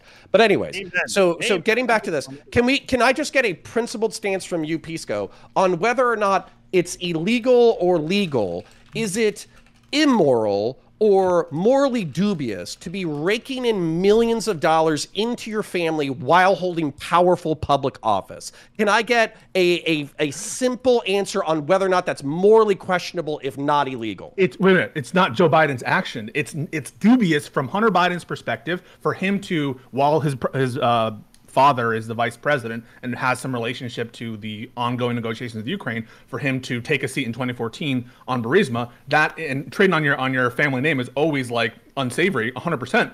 But we're talking about Joe Biden. Joe Biden does not control Hunter Biden. Joe Biden does not control James Biden. It's cute. They're separate. It's fine. Wait. It's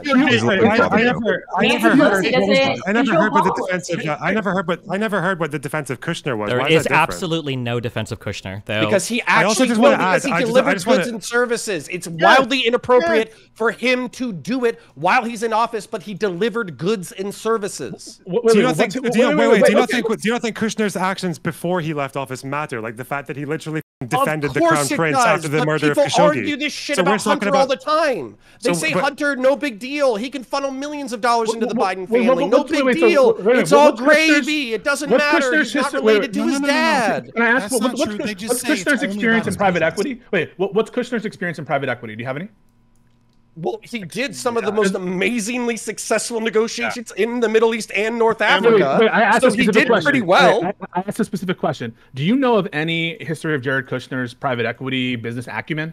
Nope. Have you watched any of Jared Yes or no? Kushner's Do you know? You can say no, I don't interviews? know. I can say no, I don't know, or yes, I know, and this is I why. can say no, I don't know, but have you heard him talk about the subject for extended periods of time?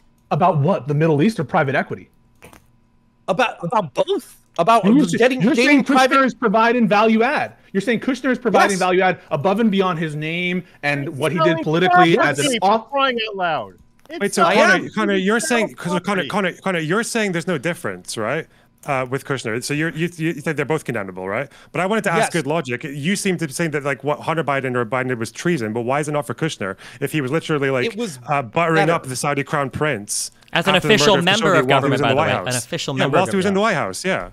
Is that not selling out America can I to just Saudi remind Arabia everybody for that money? Trump's first trip overseas, first time it ever happened to Saudi Arabia. Why is what Kushner did not selling out the United States for Saudi money? Because there's a huge difference between selling something and selling nothing. What do you mean? Wait, what is he selling? Wait, answer that. What is he selling? Wait, what is he? How do you know that? No, wait. How do you know that? Number one, Trump's first trip overseas was to Saudi Arabia. No American president ever done it. He was the first president to ever do that. Why? Also, he funneled tons and tons of weapons to the Saudis, which he then used in Yemen ruthlessly at a much higher rate than the Obama administration, and pursued policies that were favorable to the Saudis much more closely than the previous and the administration that came after him. So my question is to you, how do you know that he didn't give them anything when he gave them many things? Okay, that does seem a little I can weird, answer that. I can say. answer this geopolitically. They have 1/3 of the world's proven oil reserves, and they're geopolitically significant. Connor, my point isn't that there's no significance of Saudi Arabia. My point is you cannot say, oh, it's impossible that all that money that went into his hotels, the $500,000 from the Saudis and the money after didn't have any impact. My only point is you just cannot say, I don't want to hear, no, the Shokin case, horribly corrupt. I mean, there was tons of reasons for Shokin to be fired. He was horribly corrupt. All of Europe wanted him corrupt. Most Ukrainian activists wanted him fired. Everybody wanted Shokin gone. And we can talk about that case, but how is that such a clear cut? Hey, sorry, I didn't hear it. I'm sorry, you're rambling right now, and I can't listen because I don't want to.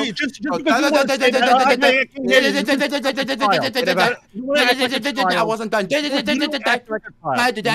I can't hear. Dude, I'm sorry. Let Dylan finish. Okay, let Dylan finish, then good logic response. Okay, go. Dylan finish, then good logic response. When it comes to the Shokin case, everybody in Europe want him fired. The Ukrainians want him fired. The Americans want him fired. Everybody except for Shokin's corrupt buddies wanted him fired. I have an explanation as to why that can happen. I don't know for sure any corruption went on there because I don't have any evidence of it. Now, I don't have any 100% evidence that the reason why Trump did any of those things was to, suck the hairs off the cock of the crown prince. I don't know that because he got money. Maybe it was, maybe it wasn't. What I am saying is you're very confident about the Shokin case, even though we don't have hard evidence, but very quick to dismiss the Trump case, even though we do have good reason to believe that he did favor the Saudis over other allies.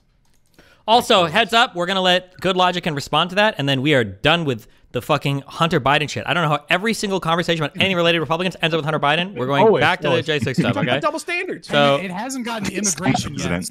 So okay, hold on. So Good Logic respond to Dylan if he wants to, and then back to the line of question related to J6 stuff.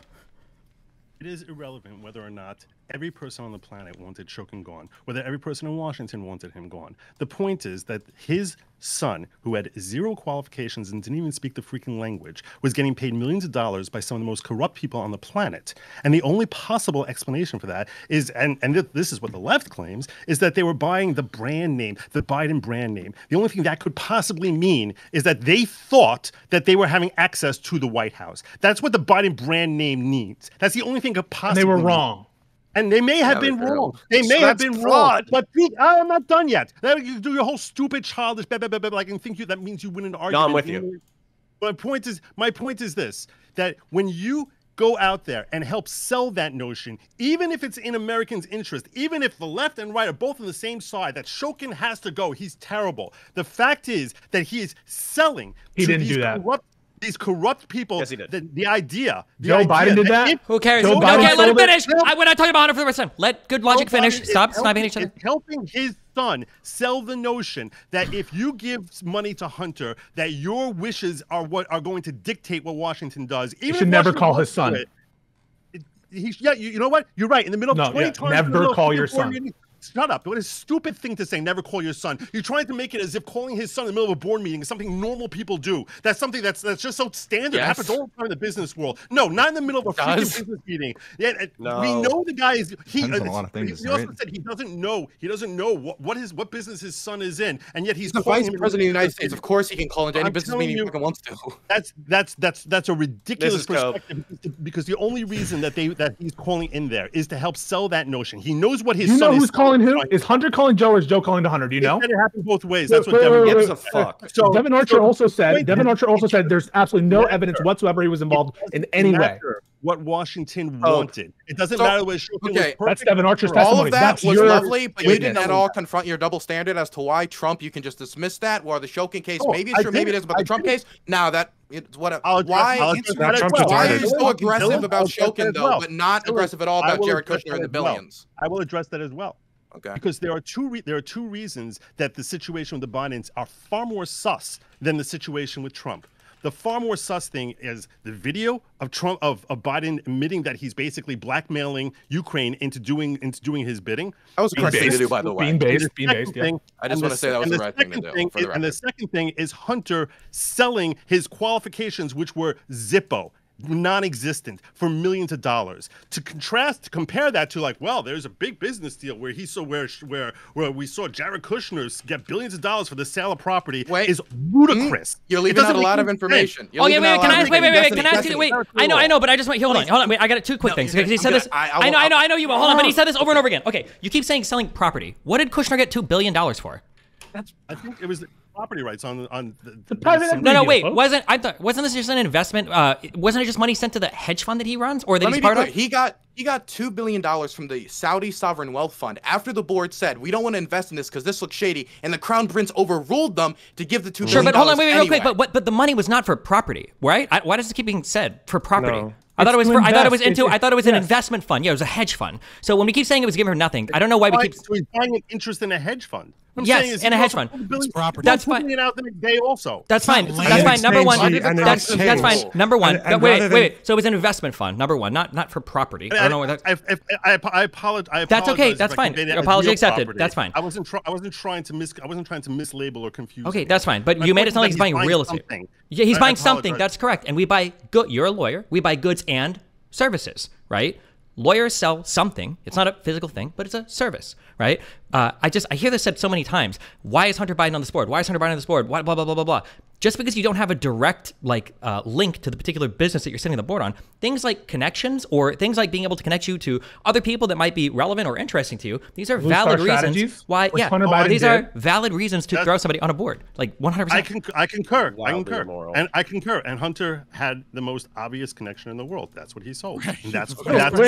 And then also third question, and then I'm done. Third question. I know, and then I'll get to I'm saying third question, and then I'm done. Okay, because you're saying this. Hunter Biden had the most obvious connection in the world. Hunter Biden is probably one of the most investigated private citizens in U.S. history. I don't know how many congressional hearings, how many FBI things, et cetera, et cetera, et cetera. Do any of the conservatives here, is there a single smoking gun or anything relating to Hunter Biden, like illegitimately selling his father's business, or Joe Biden, more specifically, Joe Biden working with Hunter Biden in that? Is there anything that connects that? In all of the investigations, all the hearings, all the committees, all the Good Logic says he doesn't need it. Good Logic says he doesn't need it. No, wait, I'm just asking. I just want a question. Clear question. I just want one thing. Yeah, one thing. I'll go off camera and Pisco will tell you what I'm going to say. No, I'll tell you because I've had this conversation with you and I know exactly Wait, then let him say. Let him answer. Let him answer. No, why would you say? Just let him answer. Let him answer. Just let him answer. Just let him answer. He's right here. Yeah, what is the answer to that? Logic, go ahead. You ready? Yes. You ready? Right. I'm lubed up. Please give me your question. Yeah, is there any actual evidence of Joe Biden working with Hunter Biden to sell illegitimate business interest or whatever? Because Hunter's been investigated so many times, questioned so many times, and so many committees, so many things. Is there any evidence of this? The evidence that we, the public, are aware of are testimony from Tony Bobulinski, WhatsApp messages referring 10% to the big guy, and Hunter Biden also saying, "I'm not going to take a cut for you the way Pop does," and there also it was also an FD 1023, which was basically saying that the money from the guy who paid it off. So yeah, there is evidence that ties Joe directly. Is it enough to convict him? I don't know. You said it wasn't even enough to impeach him. You said it wasn't even enough to impeach him. I'll stand by what I said to you, Pisco, which is unless he's impeached and convicted, I do not think that he should face criminal prosecution because that's about the immunity stuff, which you're bizarre, like former crimes. Even though I think he's a terrible human being, he's very corrupt, and the guy has basically raped our country for his own personal welfare.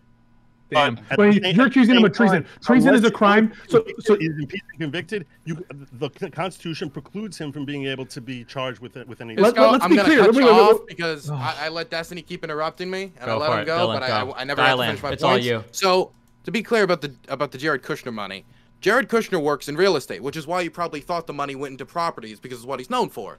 But the money he got wasn't for real estate. It wasn't for houses or anything. It was for an industry he has no experience in, and he got $2 billion for it. Now, I don't know if you've ever had $2 billion. I haven't had $2 billion. But if I had $2 billion, I wouldn't give it to somebody who doesn't have any experience in an industry for no good reason. Mind you, the money was from the Saudi Foreign Wealth Fund. So it's not like, oh, it was a Saudi businessman who owns a company in Saudi Arabia. This is Saudi Arabian money. This is Saudi Arabian government money that was given $2 billion to Jared Kushner.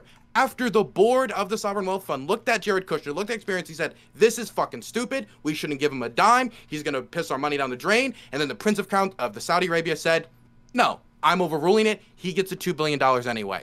I think that's suspicious. Now, I don't have evidence that Jared Kushner, he was given this $2 billion just because he's corrupt. I'm not finished. Was given this money just because he's corrupt. But what I am saying is that if you don't treat that with the same level of scrutiny you treat the Shokin case, that's partisanship, and that's the only explanation for it. Now, the second case, when we talk about the Shokin case, what? No, you can't just throw out that that's partisanship without answering. It is partisanship. I mean, it is. What? If you tell me Biden gets, well, let him answer. Let him answer. One simple question. Okay. One simple question for you. What do you think that Jared Kushner corruptly did while he had access to Trump being in office? He defended the crown prince after a fucking journalist was murdered. Yeah, I mean, again, it's not only the murder. That's a bit worse than Let me run through this stuff again, because like you're saying that because your line was Hunter Biden gets money, Joe Biden does the favors, because Hunter Biden doesn't have the power to do Ukraine anything. So the logic would be Jared Kushner gets the money, Trump does the favors from his position of power. What has Trump done for Saudi Arabia? Again, he was the first one to visit them. He dismissed any of the journalistic murders of Jamal Khashoggi. He gave them tons and tons and tons of weapons. He stood with them more than the previous administration and the administration that came afterwards when it came to the human rights abuses and what he was willing to look the other way with and enabling their actions. Again, I don't have evidence that these two things are connected. I don't have anything to bring them together. But if you look at this and you say, nah, man, I need to look at the Shokin case when there was a reason for Shokin to be fired and there wasn't a reason for Jared Kushner to get that $2 billion, I think that's bullshit. Okay, can I address this? Because I can actually address it intelligently. No, wait. Kushner also gave the crown prince... Loner, stop. I want 40K to go. I want 40K to go. He's been raising his head for 10 minutes. Go ahead.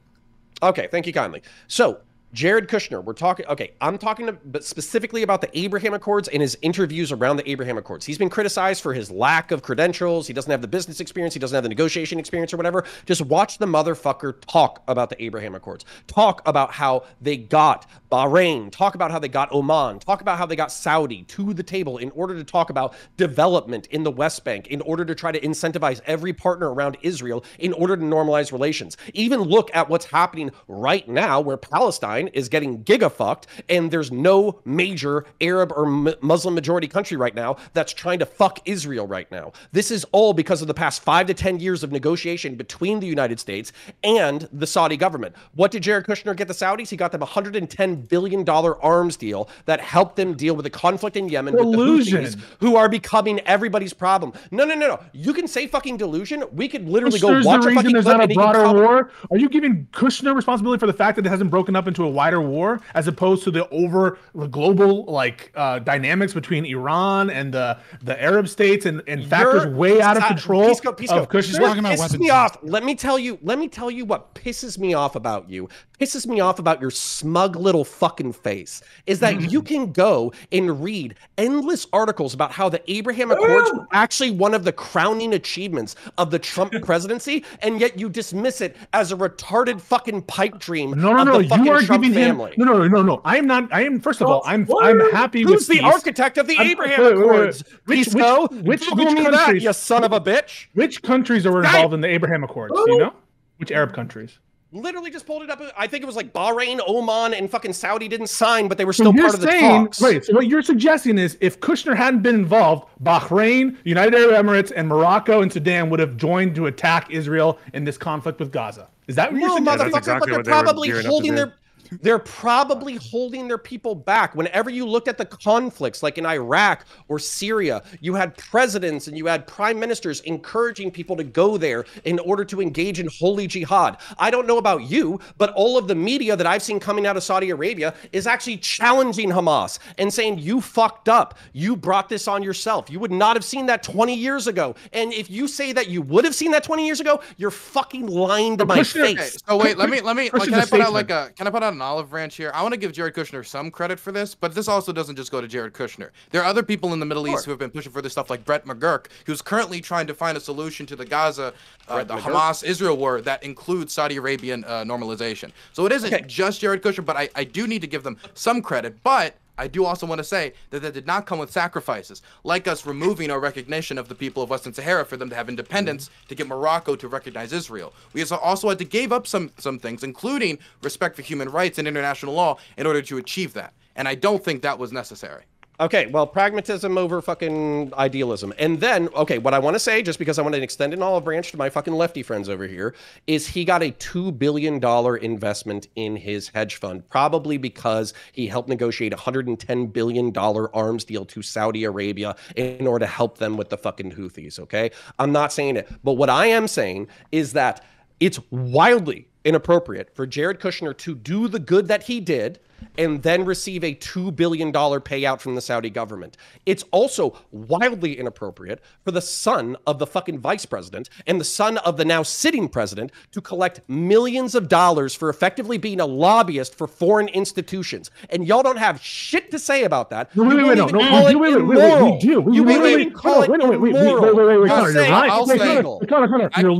you're literally lying right now. We called Hunter Biden. Fuck you. You're literally lying right now. We said it was. About shit. You are lying. You are lying. I'm not lying about shit. We literally. If you say lying, I'm gonna say fuck you again. I'm not lying about shit. Lying. You're a liar. I said that Hunter Biden. Just get to the point. Relax. Oh my God. Hunter Biden. Don't say I criticized Hunter Biden. Say misinformed if you want. Okay, then you just forgot about the conversation we just had when you asked me, will you at least admit, is it unsavory will you at least admit? And I said, of course I'll admit that. So clearly you misremembered that when you asked me, right? Hey, let's French kiss under a bridge later, you fucking asshole. Connor, did you forget that we just had that exchange?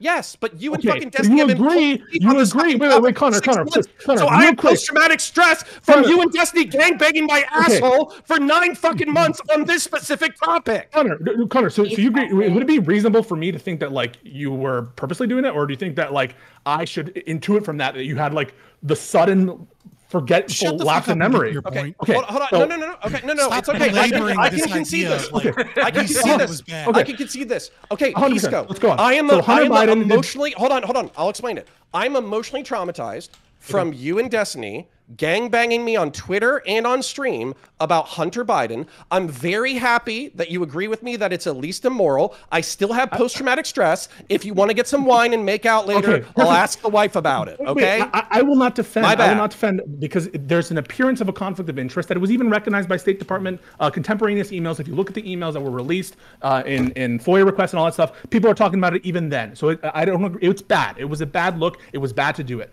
But we're talking about Joe Biden. And what Joe said was he committed treason by even calling his son during these, alleged calls in these business meetings. And he even goes further. He says, I wouldn't impeach him over it, but I'm willing to, on stream say that Joe Biden committed treason. How dare you? If there's not enough evidence, if there's not enough evidence to impeach him, Joe, if there's not enough evidence to impeach him over it, selling influence. Joe, if there's not enough evidence in your mind, and you said to me there wasn't enough evidence to impeach Joe at the moment, how can you sit here and accuse him of treason, a crime punishable by death? You asked me what crime I think he's committed. You didn't ask me what crime can he be proven to have committed. and I answered your question succinctly. Fucking lawyer answer. So what you're saying is, when you said that I think he committed treason, it's not based on any like standard of evidence. It's just you think. No, that's not what I. Yes, it is. See, what a false way of framing it. It's like this is how you're so dependent to like false framing everything in order to try and feel like you're winning some sort of argument. It's ridiculous. I am winning. I want to zoom out. You asked me a question, and I answered it. Your question was, what crime do I believe he committed? Now, I'm sufficiently honest enough as an attorney to tell you that I don't think there's likely enough evidence right now to convict him, certainly when you consider the fact that you would have to convince 2/3 of the Senate before you can charge him with a crime. And I don't think that there's enough there right now that you'll ever get 2/3 of the Senate to convict him on impeachment. So why isn't there enough evidence? Why isn't we have the calls? We know there were calls. You would need to have video of him walking out. You would need to walk out. You need to find video of him walking out with a suitcase that has $100 bills sticking out. That's what you would need in order to get 2/3 of this Senate to convict him. Wait, but why is it? You said the appearance. You said the appearance of the bad. You said the appearance. You said the appearance. You said the appearance. You said that we weren't. You yourself said. You said you yourself said. I do want to zoom out and kind of bring this back to January 6th a little bit. Wait, Fabian, 1 second. Before you do that, let Pisco rant and attack. No. Pisco, you're doing great. Don't listen to all the naysayers, you know what I mean? Keep doing it, you know what I'm saying? But like, let me ask 40K and Good Logic and the rest of you guys this question, right?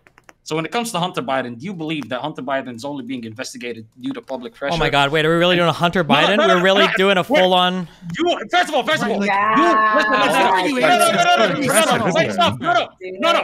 Stop. No, but first of all.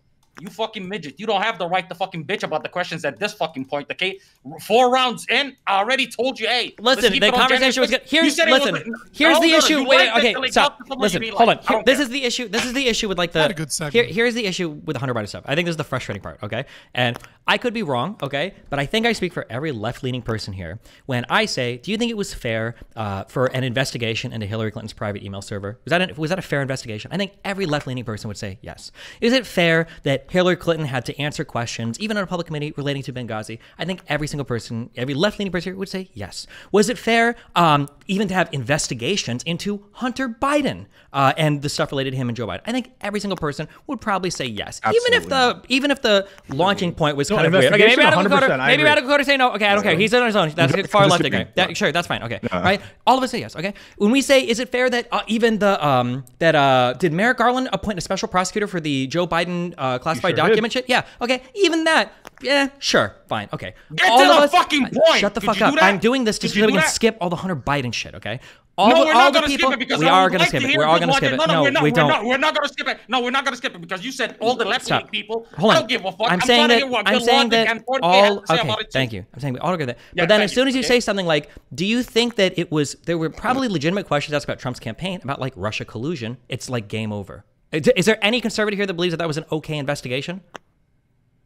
Was proven to be ridiculous. There's literally there you go. Okay, that's what I mean. So that's the issue. That's the issue. Okay. I gotta tell you. No, it's not the issue. That's not the issue. They spent 2.5 years to find that there was absolutely nothing when the entire thing was predicated upon a DNC. I'm sorry, but Mueller's investigation. I'm sorry, but Mueller's investigation turned out how many credible indictments versus the Benghazi shit versus the Hillary email shit? Can you answer that question? Listen. Oh my God. Exactly. What were those indictments for? Exactly. What were those indictments for, Stephen? What were the indictments for, Stephen? What do you mean, what were the indictments? The indictments were proving a high level of Russian penetration into U.S. media. I think the indictments gave us a lot of insight into how some of the IRA, especially, and a lot of the social media accounts operated in the United States. How much did we learn relating to the Hillary Clinton email? How much did we learn? Of the 21 indictments for Russian nationals that lived outside the United States, wasn't the remaining 4, except for Paul Manafort, not related to his conduct? And how many credible indictments came from the Hillary Clinton email stuff? How many credible indictments from the Hillary Clinton investigation? Counterpoints. How many credible indictments? Here's two really fun numbers. One is how many credible indictments came from the Hillary Clinton investigations? The Benghazi one and the emo one. What do you call 0 to $9? How many times did Hillary Clinton plead? How many times? Don't care about that. How many times did Hillary Clinton plead the fifth when she was answering questions relating to Benghazi or the email stuff? 0. Okay, exactly. Okay, it's like it's not even. You guys are in another world. Sorry, continue on your shit. No, listen to me. Listen. So No, I was trying. by the way. 7 guilty on, pleas, hold on. by the way. I looked at Queen it. Hillary. Let Fabian talk. Better than indictments. Better than no indictments. Hey. Hold on. So, I mean, I'll set aside the fact that those two investigations are completely different scope with a much larger net. But we'll set that aside. I find January 6th, Benghazi, Ukraine, Burisma, corruption, they all have a common thread philosophically that I find really interesting. When looking as like kind of an outsider towards conservatives. I'm not a centrist, right? I'm an anarchist, a right-leaning anarchist, right? And so when I look at these, what I notice is somewhere along the way, conservatives forgot that the reason they were limited government is because this is how all government functions. It doesn't matter if it's left-wing bias. It doesn't matter if it's a right-wing bias. And so what ends up happening is you have the left and the right having these like contentious debates about like, oh, Jared Kushner, he's actually one of the. Okay, wait. Do we need the 20-minute have, Fabian libertarian rant right now? How is this furthering any argument on any side? It's not. It's not a thing. If you have another question you want to bring, yeah, I do have another question. Can we go back and can we define? I think we should go back to the very beginning thing. Real quick. Yeah, we know your point. All government is corrupt and bad, and it should all be small. That's the point you're making. We understand. You're a libertarian. Yeah, I understand that you have a limited understanding of libertarianism because you're too afraid to debate me one-on-one. Yes, I am. I am. True. That's why I'm running for this question. You're absolutely correct. He is correct. I am afraid I am too afraid to debate libertarianism. That is correct. Okay, and because of that, okay, we're gonna recenter on the January 6th stuff. Did okay, you mute him? Which is what? Yes, because I'm afraid of debating libertarianism. It's way too hardcore for me. Okay, I don't have anywhere near enough time to memorize that many different age of consents. All right. Okay, so. On the J6 stuff, you guys were arguing over the insurrection stuff, over the plotting stuff, over the BLM stuff. What was our agreement on? Did we ever even agree at the very opening of the show of what an insurrection is? Did we even agree with that? Do we have an agreement that all of us? I was the only one to propose a definition, and the reason is, and I'll give them an opportunity. I'm not the only one to propose a definition. I proposed the 1828 Webster one, and then agreed. Okay. Sorry, you're right, Fabian. I'm sorry, you're right. Fabian and I both agreed on the outcome. The reason why I think Lauren and Good Logic will not propose a definition is because anytime, if they propose a definition, we can attack that with a bunch of historical examples and show that it can't mean what they're saying, because if it did, it would disqualify things that were obviously considered to be insurrections. The definition that I gave you last time was from, where was it from? Also, Lauren, your mic is popping a lot. I don't know why. There's like a connection issue. Sorry. The definition you gave me, Lauren, from Oxford's English Dictionary. Yeah. So that definition is broader than what the Colorado District Court did.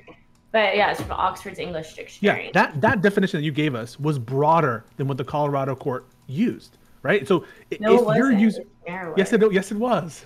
Yes, it was. You were citing a definition, which I don't know. Like, you can cite a definition, and you haven't given a reason why we should use that definition. At the very least, the Colorado courts have gone through an analysis to like assess why this is the correct why do you want to use the Colorado definition? Because they've cited contemporaneous dictionaries. They've cited, most importantly, I think, case examples of what were considered insurrection at the time. Any position that says those are irrelevant is the same as saying, like, we don't care what the framers of this amendment wanted. And we shouldn't even be involved in the inquiry, or this was only meant to apply to Confederates, when it clearly wasn't. They could have said, this applies to the late insurrectionists or the recent. What case studies were they using? The Whiskey Rebellion is an example that you all can't get away from, because this is obviously considered an insurrection by the people who framed that amendment. And so any definition of insurrection that you offer, if you care about the intent of the framers, needs to include. Do you have evidence for that?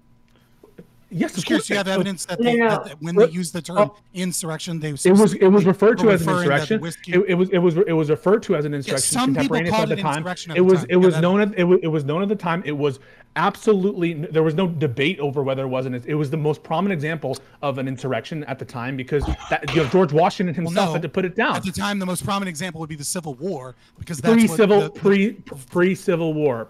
Yeah, I'm saying, do you have any evidence that the Whiskey Rebellion was in their minds when drafting this legislation, 100% using terminology of it? Wait, 100%. Yeah, so they're using terminologies in the public meaning at the time terms like insurrection, rebellion that were known to the framers at the time that to include some things. You have right? evidence. So you're just yes, making a dude. I literally read the writing of the 14th fucking amendment, and there was literally a stipulation where one of the people was like, I don't want the definition to be so narrow that it exclusively applies to the Civil War. This needs to apply to rebellions now, and it needs to apply to rebellions and insurrections in the future as well. It's almost a direct quote from one of the authors of the 14th Amendment. But again, to get to meaning of text, to get to meaning of text, evidence? Yeah, so to get to meaning of text, right? What is standard practice for legal interpreters, for judges to do, is to use at the meaning of words at the time, right? There was, at the time of the enactment of Section 3 of the 14th Amendment, you can look to what? You can look to public discussions, you can look to proffered definitions in dictionaries, and you can use like every single definition includes an attempt to overthrow the government in one way or another. Every freaking one. And if you stop, do you not think there were people out there that felt that way who were attempting to do that? It must be the mens rea intent. There were people out there intending to do that. There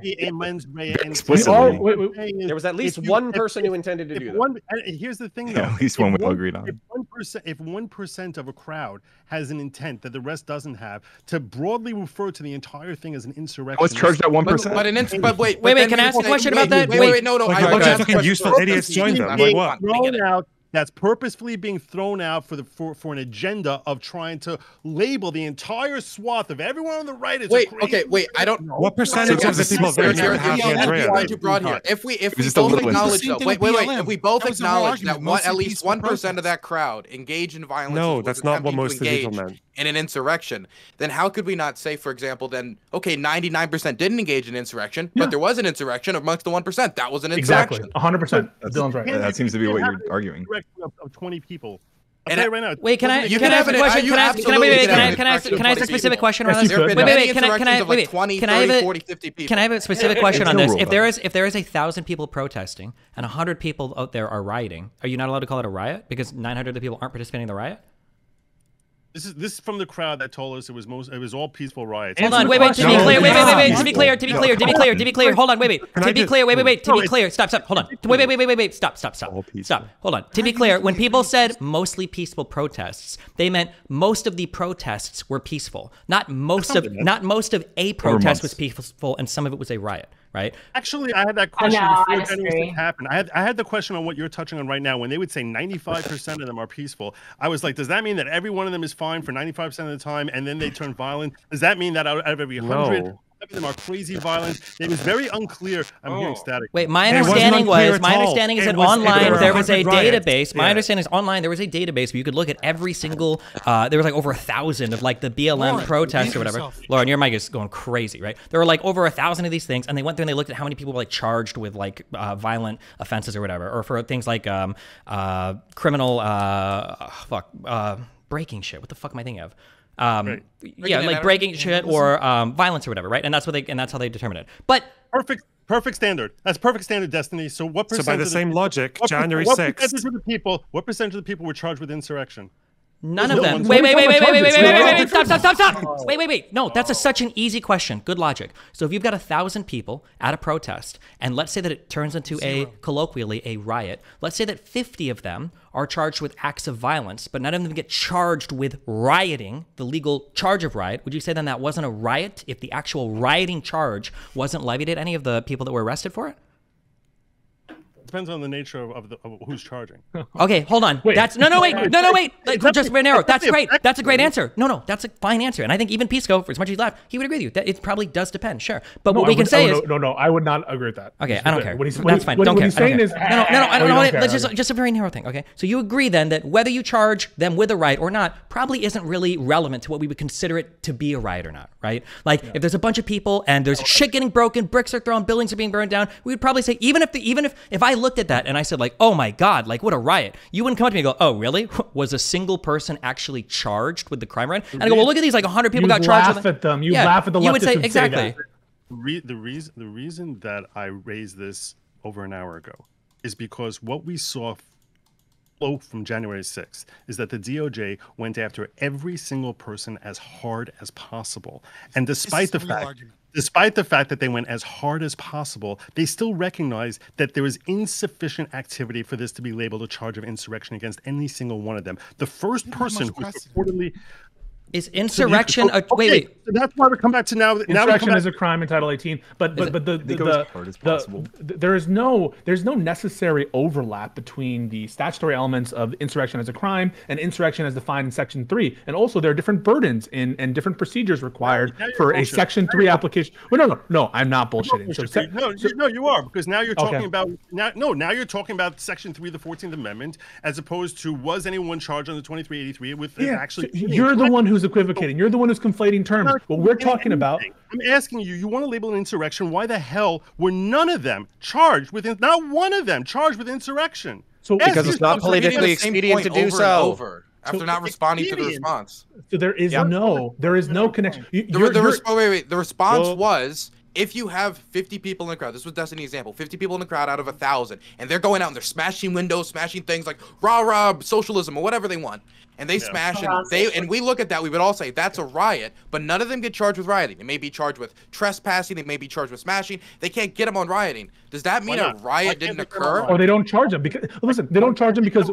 Why would you think that is a decision that is totally in the wheelhouse of the prosecutors of January 6th, and it actually undermines your point. Wait. It undermines your point about that they were going as hard as possible on the Jan 6ers. They could be going for those other charges because those are easier to prove, and they have a ton of caseload, and they want to do the easy, like get them on the. Desperate to have it labeled an insurrection. If they could have nailed one person's hang on a second. Wall, it would have helped validate that empty perspective. Hang on a second. Didn't bother with it because they knew they didn't have it. No. So first of all, your incorrect assumption.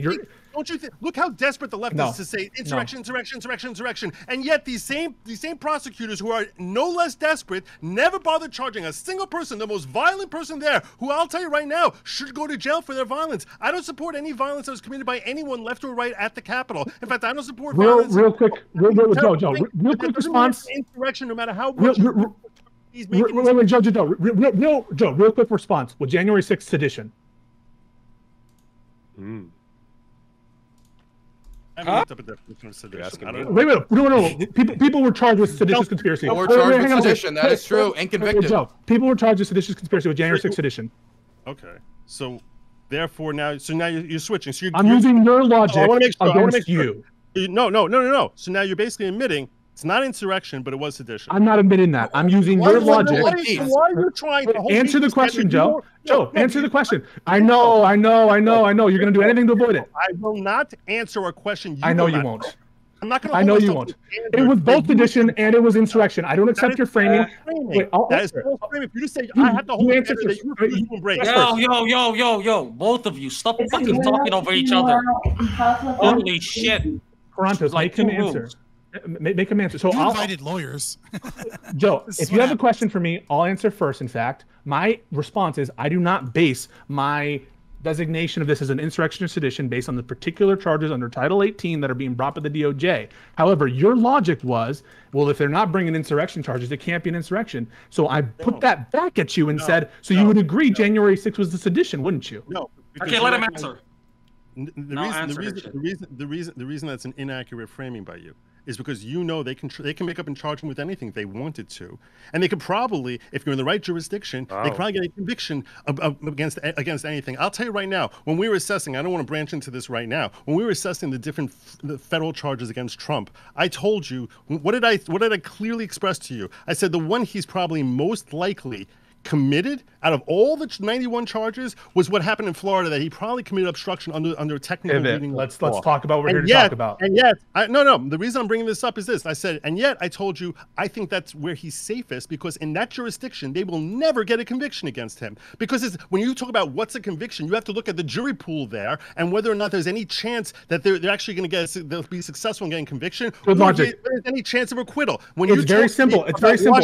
D.C. and I'm talking to you about Washington, D.C. and you talk talk to me about what charges you can raise, and I'm saying even in that completely friendly jurisdiction, I'm answering your question. In that completely friendly jurisdiction, they still didn't bother charging because they knew that that wouldn't stand scrutiny under analysis under the law. That they basically said, to hell with that. We're going to try and see if maybe we can get sedition to stick on them, and maybe they got it to stick. I don't know. And are DOJ charges instructive or not in terms of defining what this is? Are they instructive or not? Only to the extent they show us that it helps you. Only to the extent that it helps you. So when they don't charge insurrection, that's when you cite it. And of course, that's logical considering who the DOJ is. Okay, so then why are you appealing to the DOJ? Why are you? If I make a statement against my own interests, that is admissible in court. If I make a statement against you, that's not admissible in court. Okay, so your position is. Let me finish my point, because you don't guess my position when I can just tell it to you. Okay. And my position is this: that the charges that are made by the District Attorney of D.C. are a statement about their position on things, which their position is necessarily going to be hostile to Donald Trump. So when they charge him with something, that means that's what they're hopeful that they can get him on. But it's an admission against their own interest. It's a tacit admission against their own interest that they recognize there's no insurrection when they don't even bother making the claim. So yes, you're trying to frame it as if I'm talking like some lawyer speak here when I'm simply analyzing logically rather than trying to sit here and come up with how can I try to attack and win an argument. I'm just trying to analyze logically. It's desperate. What you're saying is the attorney and that they're necessarily hostile to these J6 defendants and to Trump, that if they don't bother charging it, that means they know they don't have it. And if they do charge it, that doesn't mean it's accurate, or that even if they get a conviction, that in that environment, based on everything else I said about my position, we get a definition for you're making it sound like it doesn't matter whatsoever in determining if it's an insurrection or not. If they did charge him with insurrection, you'd say, fuck it, it's bullshit anyway. If they didn't, then you'd be like, oh, that proves it isn't an insurrection. 100%. I understand you're a simple man, so I'll try to explain this to you one more time. Oh, a simple man. What law school did you go to? University of Phoenix? There's such a thing as admission against your own interest. Do you understand the concept that if you admit something to me about that's negative to your interest, that's far more powerful than if you make a claim against me? When the district attorney fails to raise charges against any of these J6 defendants, that is an admission against their interest. You admitted the game like long ago. You made a situation where if they charge him with insurrection, you'd be like, well, that's the DC court. They're biased. They're going after Trump. They're going after the rest of these guys. If they don't charge him with insurrection, then it's, well, that shows that they don't have it. There was no insurrection. They haven't charged. When it could be because it's easier to get them on the other charges. It's way simpler than this. I'm consistent because I admit that if in fact Donald Trump is acquitted in Florida, that's not a sign that he's not guilty. My point is that we cannot ignore the partisanship in any of these localities, whether it's anti-Trump in Washington. But then the charges don't matter. Also wait, a really quick question, just on good logic to flesh that out. Real quick, a really quick question to flesh that out. So then you admit then also that if the DOJ wasn't willing to charge Hillary Clinton or Hunter Biden or any of these other people, that they also must not have had any case, so they weren't willing to charge it, even when it was under Trump's administration? You're starting with the presupposition. Because it's a left-wing court. Wait, I want to hear an answer to that. Yeah, go ahead. Only if you start with the presupposition the DOJ was hostile to Hillary Clinton. Which it could be. Which it could be. They did this burdensome investigation. Hold on. This goes up. I'm literally gonna back you up here, which I fucking hate doing. Okay, but this is why you bring a libertarian on, because I will at some point in time shit on all of you.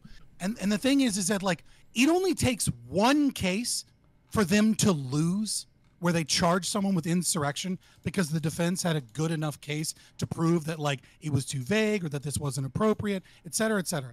They only need to lose one case where they charge insurrection, and then every right-winger from across the fucking country would be like, see, they couldn't prove insurrection, so how dare you use that fucking term? As much as I think that there's this DOJ is obviously extremely fucking biased against Trump. But why? Because he's a fucking populist, and they did this. The same fucking elites that went after Donald Trump are the same fucking people that went after Bernie Sanders. When people start fucking getting together and start saying that like that the poor fucking matter, that the downtrodden fucking matter, that the masses are better than the fucking elite, they crush these people. And sometimes you have, when these people play politics, they're fucking thinking ahead. It's silly to say that also, it is an actual argument. Two other quick legal questions. Two other quick legal questions, because I asked this earlier about like, is insurrection a crime? Okay, so we have the 18 USC 2383. Okay, but they use insurrection in the crime of like whoever does an insurrection is somebody engaging in an insurrection. Has anybody ever been charged under USC 2383 ever? I think so. I can't Also, don't you wait. So charge what you can prove? Yeah, but also the question would be like, if nobody's ever been charged, to reiterate another question, if they were charged, isn't one of the things that conservatives constantly is, oh my God, these are novel criminal charges? Yeah, and wouldn't that be terrifying, because we would be admitting how fucked up it was that somebody tried to seize government. This is like Wile E. Coyote. This is like Wile E. Coyote. I haven't talked to 20 fucking that shit. Oh my God. Okay, this is like Wile E. Coyote walking out over the fucking ledge and looking down. We don't want to admit how bad fucking January 6th was, because it would admit that some fucking dickhead tried to fuck up our republic after 200 years of fucking existence. And what was it, like 165 fucking years since the Civil War or some shit? We would have to admit that somebody tried to take power for themselves and didn't give a fuck about the republic. We don't want to admit that a fucking $20 trillion Trump, a $20 trillion fucking GDP was almost hijacked by a fucking buffoon with a fucking tan who likes to fuck whores. We didn't want to admit that shit to ourselves. Yeah, but he thought he was saving the republic, so it's actually all right. You know? Well, no. Fuck that. Because, no, hey, fuck that. There were people around Trump. There are people who were at January 6th who thought they were saving the republic. As a matter of fact, I would say probably 90 to 95% of the people who participated in January 6th did believe they were saving the republic. I think that fucking Trump, though, if he didn't know, then he's self-deluding, which is even scarier, because he had high up, intelligent, legal professionals over and over and over again saying that your case is based on bullshit. Every single time that we looked into it, it's based on smoke and fucking mirrors. You don't have anything. You have a fistful of fucking nothing. Okay? And he went for it anyways. I want to bring something to the attention of Fabian real quick. I just want to just real quick. I just want to bring something to the attention of Fabian. So I found it, and there is a contemporaneous in 1859 book published in Western counties of Pennsylvania by Townsend Ward called "The Insurrection of the Year 1794," where and another one by H.M. Brackenridge, "The History of the Western Insurrection in Western Pennsylvania," commonly called a whiskey insurrection. These are contemporaneous in the 19th century, at the time of the framing of Section 3, where they're referring to the Whiskey Rebellion both as the whiskey insurrection and calling it an insurrection. So there's the evidence. I mean, so that's not the evidence I asked for. But I mean, it's fine. I was just curious if you had the evidence. The evidence that I was asking for was when you stated that this was the desire of the. Didn't you ask that for contemporaneous evidence they would?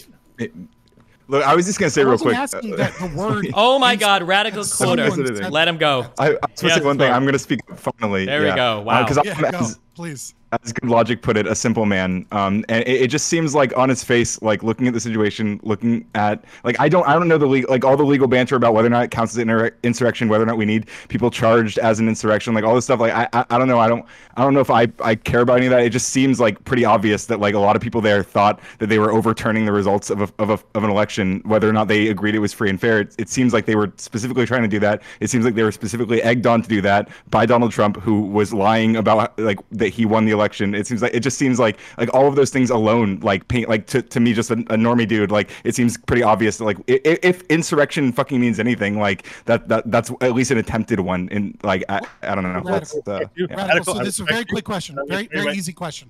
Very easy question, right? Thought experiment, right? Let's assume for the thought experiment, not in reality, let's assume that the same situation occurred, but all of the evidence was massively in favor that Joe Biden or some other president, right, had stolen the election, right? And like every single piece of evidence was in Donald Trump's favor, but they were still going to certify that election. I would say the stronger argument about the idea of insurrection, right, is the concept which was brought up by Good Logic, which I think was a much better argument that he had for it, which is that if the concept of insurrection is that you're supposed to be overturning the results of the election, as you put it, right?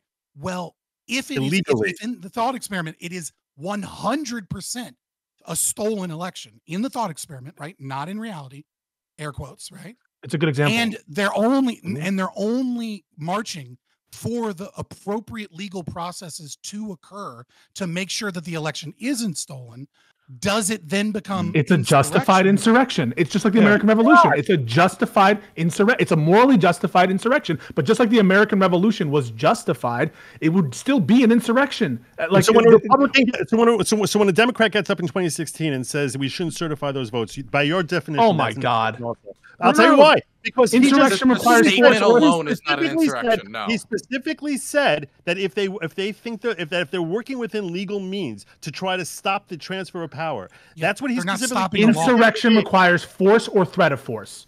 That is not met in your example. So no, it wouldn't be seditious. Sedition is also by force. But if the people on January 6th genuinely believe that the election was stolen, and they genuinely believe, and there is some legal argument, right? I know that you would say that there isn't one, but okay, Fabian, we all agree with you. But the problem is you're arguing for the left now. We agree, but like whether you think it was justified or not, you're saying that basically it was an insurrection, but it was a justified insurrection. That's still an insurrection, though. No. I'm not talking about justified. What I'm saying is if the definition of insurrection requires that you're trying to stop a law from occurring, right? You're trying to stop something from occurring, as opposed to a rebellion, which is to overthrow the government. Right? If you're trying to, and the Whiskey Rebellions fits this as well, right? Because you're trying to stop attacks. You're trying to stop people. Stop enforcement, yeah. Right. Stop enforcement of a specific law. If you're there and you believe that you're trying to have your, quote, voices peacefully heard, or, you're part of the group that's fucking violently doing this. If your entire purpose is to get them, to force them to follow the law, not break the law, but force them, in your opinion, to follow the law, which is to stop the certification because Texas v. Pennsylvania, for example, was shot down and all because of all of these other issues, right? And you believe that that is what's going on. I don't know that it necessarily fits the definition of insurrection because you're not trying to overturn the law. This isn't even, to be clear, this isn't even, it's not even an argument. We shouldn't even waste time on this. It's vigilantism, what you're talking about. That's it, right? If you think, for instance, that there should have been no, hold on. It literally is. If you think that somebody should have been executed, they murdered somebody, you witnessed it, the courts failed to convict them, and you want to go and make sure that they're held to account for justice because you think that's real justice because the courts failed to deliver that justice, you're going to go kill that person, and that's really just, you're just delivering what the court should deliver. That's vigilantism, which in this case, yes. So, to make this analogous, to pressure public officials in order to follow the law is what he said. Right. To make this analogous, it would be more like all of the evidence shows that person A murdered person B, and there's a trial going on, and the media and everyone in power is talking about, they're probably going to let this guy walk. They're going to let this guy walk. And let's say it's a serial killer or it's Epstein, for example. And then a bunch of people go to the courthouse and say, we all know, all of the evidence shows it. Do your fucking job and make sure you convict Epstein or make sure you convict this murderer. That's protest. That's fine. That's fine.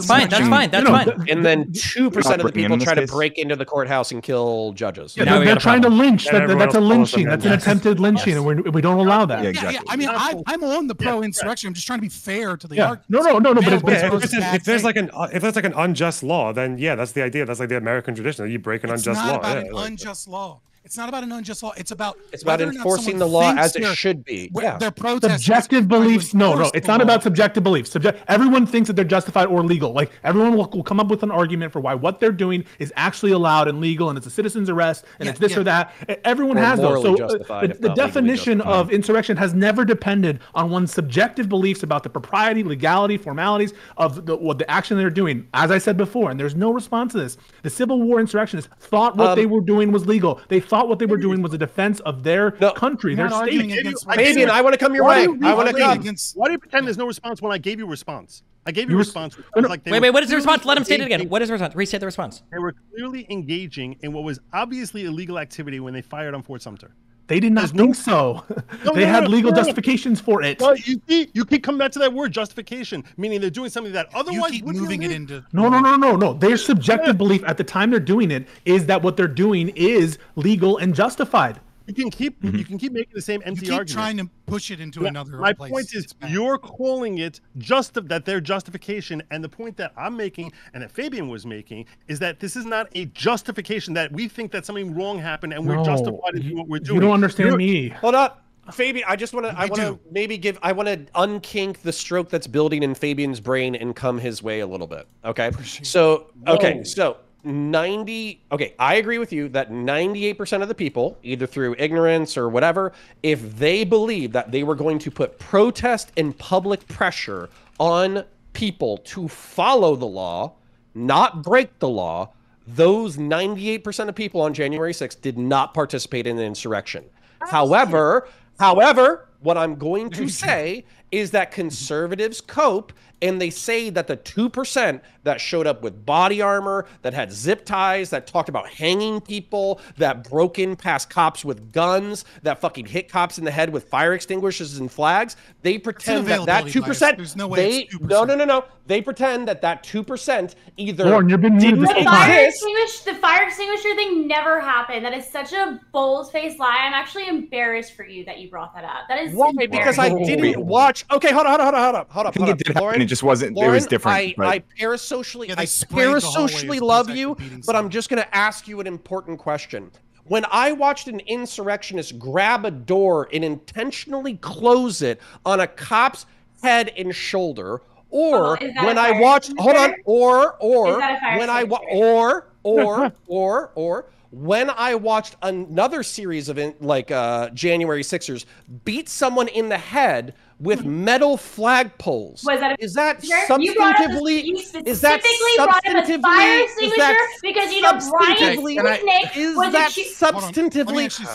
substantively different?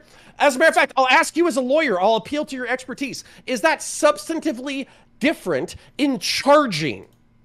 Okay, the real crux of the argument. No, fuck that. The real crux of the argument. Hold on. I want a clear answer from Lauren. If somebody got hit in the head with a fire extinguisher, or if somebody got hit in the head with a metal flagpole, what would you charge that person with? Please answer the question. You brought up fire extinguisher knowing that it was falsely reported. By the way, it wasn't falsely reported. Wait. By the way, somebody was attacked with a fire extinguisher. That is incorrect. A guy got 4 years in prison. He was sentenced last year for it. You're just the guy was attacked with a fire extinguisher. I don't even care. Let me be charitable. That's the real crux of the argument, isn't it? Like that's the real crux of the argument is whether or not there were any fucking fire extinguisher attacks. Like, even if I'm right, let's pretend I'm wrong. Let's pretend his name was Robert Stanford. That was the guy who attacked with a fire extinguisher. Shut the fuck up. Shut the fuck up. There's two separate incidents. Let's pretend They're I'm two wrong. very separate incidents. You are wrong. Okay, it's easy to pretend that you're wrong because you are. You don't even know. Jokes on you guys. What incident I was talking about. Okay, hold on, wait, quick. To smooth out. Stop. Oh my god, we waste so much time on like irrelevant words. Okay, whether or not counterpoint says right or wrong, I think what he's saying is he saw videos of people attacking cops. Some with weapons, some with not. We saw that. Continue from there. Okay, whatever they attacked them with, regardless. Lauren, okay. Yeah, but did they have a fire extinguisher? I'll continue from there. Logic. This point. The big difference. You're continuing when we haven't finished. You know what? Let me finish. I'll let you finish. You're edging me. This fire extinguisher. Stop edging me. Lauren, if somebody hit another human being with a fire extinguisher, or if somebody hit somebody with a metal pole, what would you charge them? Well, it depends if they saw it happening or not. If they saw it happening, then I would charge them with assault. And then if it actually was success on contact, then I'd probably charge them with battery. If they didn't see it happening, and then I would just charge them with battery. Okay, so if a fire, so then let's say that the fire extinguisher or the metal pole, because both of these items can reasonably cause serious injury, what would you charge them with if they cause serious injury? In theory, I mean, it depends. It depends. Depending on jurisdiction, but we would probably charge them with aggravated battery, right? Depending on jurisdiction. Depending on jurisdiction. Okay, I would say attempted homicide or like maybe or manslaughter. My point. This is my point. I am getting to my point, and then I'll shut the fuck up for 10 minutes so you guys can talk. A metal pole and a fire extinguisher are both capable of causing the same injury. I don't give a flying fuck if some of the J6ers used a metal pole instead of a fire extinguisher. My point still stands. The reason that is purposely deceptive, though, is because the fire extinguisher was used to talk about specifically for the murder of Brian Sicknick. That You're did not presuming happen. you're And presuming no January malintent. 6er murdered. Hold on, no January 6er murdered a Capitol officer, and so for you to elicit that specific event, knowing that it's false, he didn't. Purposely. He just said somebody was attacked with a fire extinguisher, and someone was. You don't know what event you're talking about. Let me Pisco, hold on. Let me clear this up. You said you were going to shut up. You and Pisco, stop for 10 minutes. You and Pisco, what did I do? Have presumed that I lie. I haven't fucking lied in the past 4 years of being a part of Twitch politics. Don't presume I'm lying. Presume I'm stupid or misinformed. Thank you. I take back when I called you a liar. So hold on. Listen. I feel like I just got to hear the right-wing equivalent of 40 beheaded babies, but okay. Okay, hold on. Stop. So the problem here is what you were doing is you're not equivocating, sorry. What you are doing is you are introducing that a certain portion of people, you say 2%, the percentage isn't necessarily, it could be 1%, it could be 5%, right? Are violent, right? And then what you're saying is that since that group was violent, this is insurrection. The problem with that is that the violence isn't the key factor that I was discussing. The key factor that I was discussing is, are they there on January 6th, right? Do they have mens rea, right? Not actus reus of doing all the bad things, right? But that's required. That is required, though. Right. Do they have the thought that the reason they're committing this violence is to go in and stop these people from doing something legal? And so the fact that there is violence, right? Plenty of these people that were violent could have been. There was a very when you. Okay, Fabian, we agree about this. Fabian, can you answer this question? No, because we all agree. Violence is not enough. We agree. We need the intent. Violence is not enough. We need the intent. Every time I start to make a because you don't make the point. You're gonna ramble for 5 minutes just to say that. Oh, just because they did violence doesn't mean they were there for insurrection. Okay. Is rambled like this whole guy. All right, go ahead. No, let's see if he says something different. Let's see if he does something different. Go ahead. I'm very quick. Like, look, when you look at the initial breaches, when you look at how these things occurred, and then when you look at individuals that were stuck there, and the police were supposed to use LRADs and things of that nature to tell them to leave and give them egress to leave. You're not going to blame the cops here. You're not going to badmouth these cops that defended our democracy. I don't give a fuck. Oh, you're not going to badmouth them. I'm a cop and I don't give a fuck. Listen, I let I'm almost talking Counterpoint to. finish. Just stop interrupting me. Just stop interrupting me. And let me listen. The fact that the situation turned violent, there are many ways that you can describe why the situation turned violent, but that does not pertain necessarily to whether or not the intent applies for them to overturn a legal proceeding. Destiny's summary was completely correct. Destiny's summary was completely correct. You just rambled on. And no shit. He does it every fucking time. 100%. And you're not going to blame or do a little, cute way the cops for the violence inflicted upon them. Okay, the cops are not responsible. The insurrectionists are, and yes, we're not. Okay, wait, we understand that. Okay, cops, yes, good and bad. Okay, Fabian hates cops. Please kill cops. Good logic. You were going to say something. Go. I can put a bow on this. Counterpoints was just pointing out that he's like, perhaps 98% of them are not insurrectionists and 1 or 2% are insurrectionists. And for that, now we're sitting here and we're looking at the entire event and saying, should we label this an insurrection? In that scenario, we have 1 or 2%, let's say, who are arguably committing insurrection and 98% who are not. And I think what seems most logical is to look at how the crowd reacted to those attempts at violence, to see what the overall objective of the crowd was. And what we saw time and again was them being stopped and yelled at, saying, that's not us, that's not what we do, we don't attack cops. We saw that over and over again, which is a reflection of what the crowd thought, which is, we don't want to be committing crimes here. We want to do this lawfully. So that's why the label. We also saw a 2-hour fight with cops in the fucking tunnel, and we saw like a Proud Boy asking a cop if he could go past, and he called her a fucking dog if she said Hold on, no. I'm so sorry. Rather than engaging on this point, good dialogue. That has literally nothing to do with any of this. If they went and they killed every single cop, it still might not have been an insurrection. Maybe they just wanted to kill cops and leave. If they went in and they didn't kill a single cop or attack a single cop, it still could have been insurrection. No part of our definition requires violence against cops. I don't think it has any part to do with this. The point is as far as committing violence. There was? The point is as far as how they felt about committing violence. Yes, but no, but it was it's not about just wait, hold on. It's not about violence. It's to what end the violence is to accomplish. And when we were trying to determine that, be violence for insurrection. Pisco fall back on over and over again. No, what did Pisco fall back over and over again when we talk about insurrection? That it's that there's an element of violence to it. Or threat of because we were talking. Wait. Cops. No. Stephen just specified cops. He was saying that was necessary but not sufficient, and he's not saying violence against anything. We all agree that's not violence. That element is missing. As far as when we're assessing the crowd, that element must be missing. Even if 1 or 2%. No. Hold on. No. The violence. No. Stop. When there was violence, the crowd was trying to stop them. No. When we talk about violence, stop. When we talk about violence, okay, things like breaking an entry is a form of violence. It's violence against the Capitol with the goal of disrupting the process of the election. Riots get violent. Yes. And become insurrections. Yes. And that's what was the goal? Yeah, the goal is that they were trying to delay to stop the steal. The goal was to fight for Trump. Listen. You guys are like, we live in this crazy. We live in this crazy. Stop. I'm talking. Fabian. We live in this crazy world. We live in this crazy world.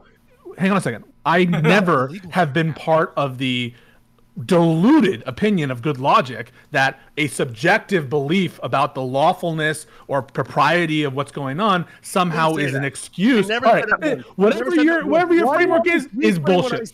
Guys, stop talking over each other, please. Yo, let me finish. So I don't have to have you restate what my opinion is for the purpose. Okay, then not anyone who would say that, not Good Logic specifically, has a much smarter way to approach it. Okay, so it's not about the we know what these people wanted, right? These people were fighting for Trump. These people were trying to stop the steal. That is, in their opinion, stop the certification of votes. Whether they thought it was justified or not, you guys are sitting here talking about Joe Biden's intent from calling his son. And we know it was to facilitate these deals and to corrupt the country. But when people are literally admitting on live television what they want to do, you will not accept it at face value that was their specific intent.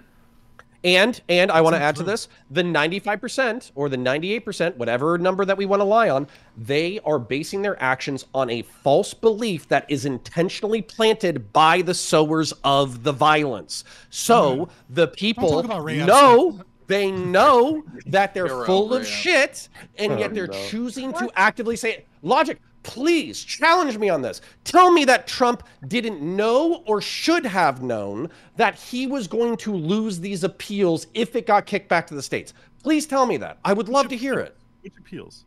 What does that mean? Okay, he wanted to send the electors back to the fucking states. Without even like getting before we even get to the electors plot, I'm just so curious. Okay, 'cause this would never stand in any left-leaning march. Okay, if they were marching saying "kill white people" or "genocide white people" or "transgender," blah blah blah, we would all know what they mean. There would be no guessing. Okay, I'm so curious. Oh bullshit! I'm so curious. No, stop. Fuck that. Not on 10-7 from the river to the sea and all that shit. Lefties are a bunch of fucking F slurs. Yeah, and that's what people are accusing them of being pro-genocide. That's what they're. What do you think all the Jewish people and all the other people on the other side are accusing them of doing? Is they're saying these are genocidal like slogans, right? But are we saying that the left is better at policing? I'm not. I didn't say that.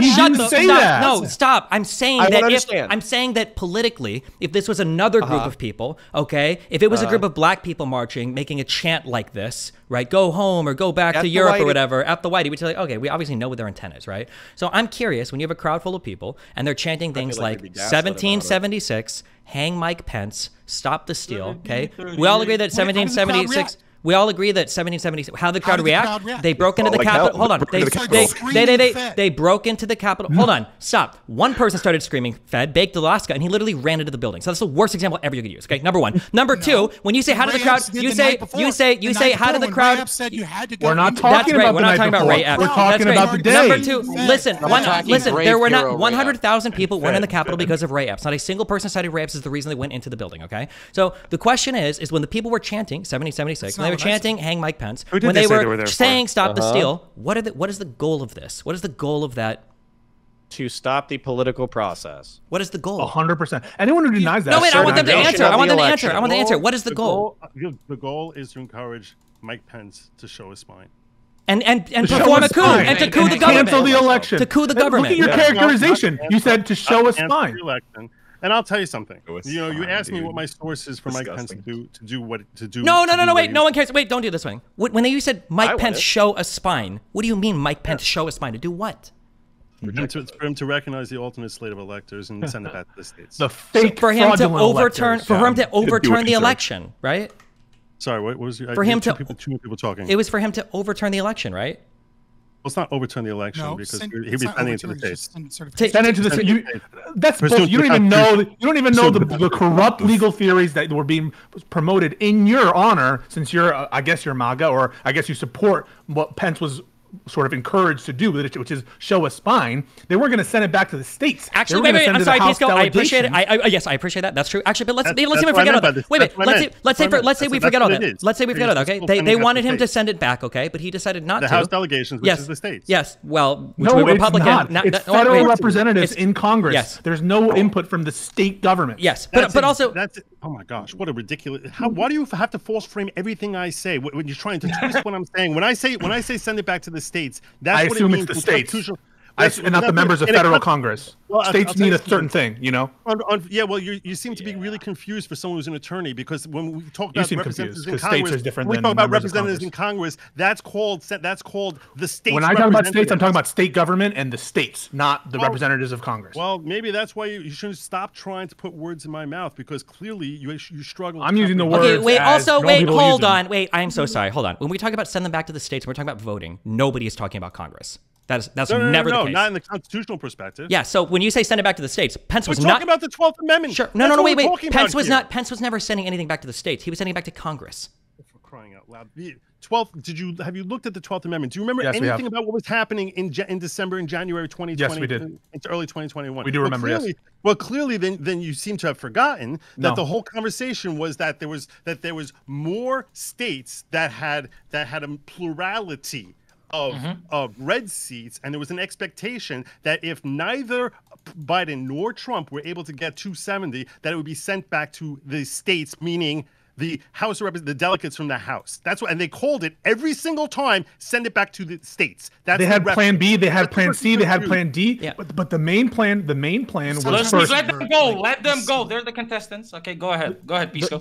The main plan. The main plan was to get Vice President Pence just to declare victory. Number one, that's not sending back to the states. The second, Plan B was if someone complained, they would just send it to the House of Representatives. Because guess what? The Constitution doesn't specify the states decide. The states already decided. And actually, and then even on that, because we don't have much time left. Wait, real quick. Wait, just real quick, because we're talking about the attention of the crowd, and we don't have too much time left. But I just want to hone in on this, okay? So let's say that I'm agreeing with everything you're saying so far, okay? They were trying to get Mike Pence to stand up. Maybe they even thought it was legal. Maybe through some skeptics it's legal. Maybe we grant all of that, okay? When Pence failed, Donald Trump tweeted that Pence failed, okay? Pence didn't stand up for us. Why didn't the crowd go home then? What did they continue to protest for?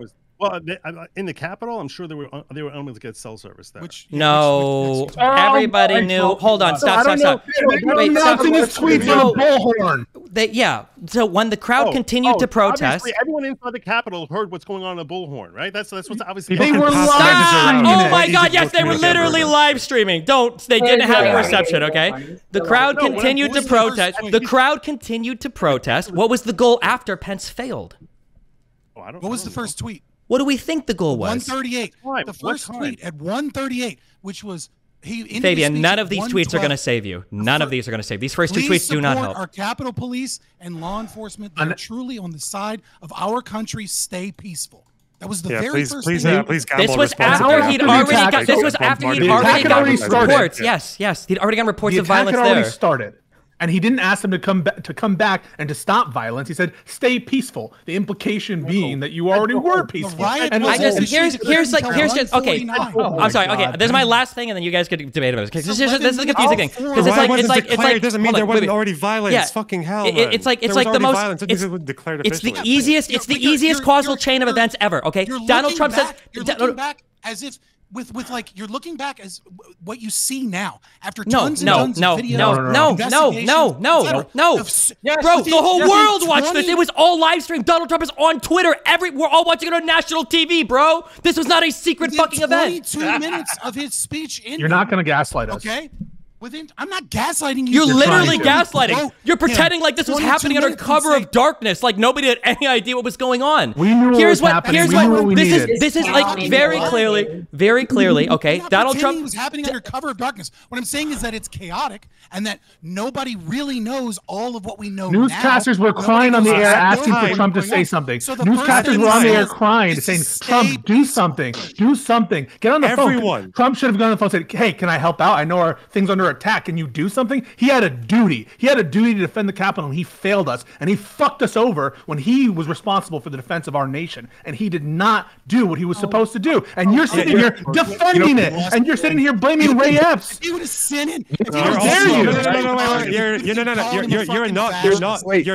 You're not getting away with this like what we didn't know at the time. Like between 2 and 3 p.m., people like Marjorie Taylor Greene, Laura Ingraham, Mulvaney, fucking Trump. Donald Trump Trump's son says he has to come out and say something strong. Fucking Ivanka, they were all saying Trump is not doing enough to call this off. He should give a forceful statement, and he didn't. And while he was not doing that, we had even said stay peaceful isn't enough. We had Mike Pence, thankfully, actually showing that he does have a backbone, that he does have a spine, and he did protect our country. Mike Pence, and that day was an American patriot. This is like, it's just so clear. Like, Trump says our election is being stolen. The crowd goes to the Capitol and they riot there. He says that Mike Pence can save us, and then they don't. They say, hang Mike Pence. They're chanting 1776. They break into the Capitol building. They protest and riot, and then they end up delaying the certification of the vote. And then finally, no, I'm not selecting anything. I'm just telling you. They say hang Mike Pence. The Jews. All of the people outside. The ones that brought the guillotine. They have to play guillotine outside. Yes, they did it. And at the very end, and they end at the very name. At the very end. At the very end. At the very end. At the very end. No. At the very end. That's great. That's great. That's great. That's great. At the very end, they managed to delay the vote, which was, it seemed like the goal the entire time. So they had a goal from start to finish. They literally effected the goal at the end. How can we look at that whole event from start to finish and go, well, it all just evolved organically and happened by accident, even though that was Donald Trump's plan from the very beginning? Okay, can I also from the very beginning was to have a fucking a shit show of a fucking insurrection. A coup. That was the goal. Yes, that was the goal. Nobody showed up armed. If it was his goal from the beginning, why did he offer 1,000 troops to Pelosi? No, that's a lie, Lauren. That's a lie. Not a lie. It is a lie. Just because Pelosi said it didn't happen. Source it. No. Wait. No, that I believe Trump over Pelosi. You can believe Pelosi over Trump. But then again, even if it's not Pelosi, how about Miriam Bowser? Miriam Bowser. All right, let's take a Lauren. Okay, Lauren. Let's. This is real easy. This will be a real exchange. Can you name the only request of the National Guard before January 6th? Who made the only request of the DoD? Bowser. Bowser was the only one who actually requested. No, Bowser turned away guards. Bowser does not have guards and then turned them away. Wrong. False. 3 days before he turned them away, and during the attack, she was offered again, and then she was given that. Lauren, false. On December 31st, that was the first. I read the entire DoD report. Okay, you haven't. I don't care. Read it again. You're wrong. Have you read the DoD report on the causality? Stop, just make the point. Don't ask if she's read anything. Just make the point. So, Lauren, you haven't read it, and the true chronology here. What the fuck is wrong with you? You don't know shit about the situation, and you're lying to the entire world. Peace, just cite your argument. Don't say you're lying. Just cite it. Say what you're gonna say. So the only RFA made to the DoD was made by Mayor Bowser on December 31st. The DoD was considering denying that RFA, and it was for 300 or 400 troops exactly. Mayor Bowser has exactly 0 operational control of the DoD. She can't deny the DoD presence. She has to actively request it, and she did actively request it. And so you framing it as though there were an offer of troops. There was no offer of troops, and you're lying when you say that there was. Okay, stop, Lauren. Okay, stop. Thank you for the last take, Pisco. Thank you, ladies and gentlemen. We have reached the end of Kick or Keep. Soon there will be a poll in chat to select the winner because, listen, we didn't eliminate anybody, but there will be a winner for episode 24 of Kick or Keep. And that winner gets to walk away with 500. So again, listen, your efforts will be rewarded, or at least one of you. Also, apparently, listen, Good Logic has 2 minutes to live. I don't know how to, interpret that fucking message. So I don't know. Listen, I'm wishing you all the best. But listen, stick around because you might be the winner. I wanted to thank you. In this crowd, there's no one on the right who's ever going to be a winner, but that's okay. I had a great time. I really enjoyed your company. Even those of you who are arguing with me, I want to apologize to Dylan because I was a little rude to him when I referred to him as a simple man. I apologize to you for that. I shouldn't have done that. I did want to have. I had a response, and I had a response that I wanted. And a beautiful simple man, and radical. I actually, you said something earlier that I wanted to respond to. I don't remember what it was, but I want you all to know I appreciate having these debates to the extent that they're made in good faith. You know, I think 7 out of 8 of us here are having a good faith debate. Not going to name any names, you know, that might rhyme with Lisco or anything like that. Okay. I'm just playing around. I really had a great time, and I want to thank you. And I look forward to being on more panels like this in the future, irrespective of whether I finish in first or last. That's not what it's about. It's about having a good time and sharing thoughts and exchanging ideas. And I appreciate you guys giving me the courtesy of your time and your attention. So, salute, and I thank you so very much. W-Wade. Nice meeting you. Godspeed. Lil Steve, tell us how's the poll looking? Tell us how's the poll looking? Is it super close like the 23 other episodes? No, it's not close. Yeah, we have the rigged fan favorites are dominating the poll right now. Yeah. I mean, listen. We've discussed how this is always the case when it comes to these type of votes. Like, if you want, me and you could like choose the winner between me and you. You know what I mean? We could do that if you want. We could. You can't change the rules. There's never a way to do halfway through. That's like a total Democrat thing to do. That's why the conservatives. Didn't we just have like a 3-hour debate about a guy trying to change the vote halfway through? They would just stop the cycle and give me the rightful title. Listen, I think Dylan Burns will agree with me that there's really no right way to do it.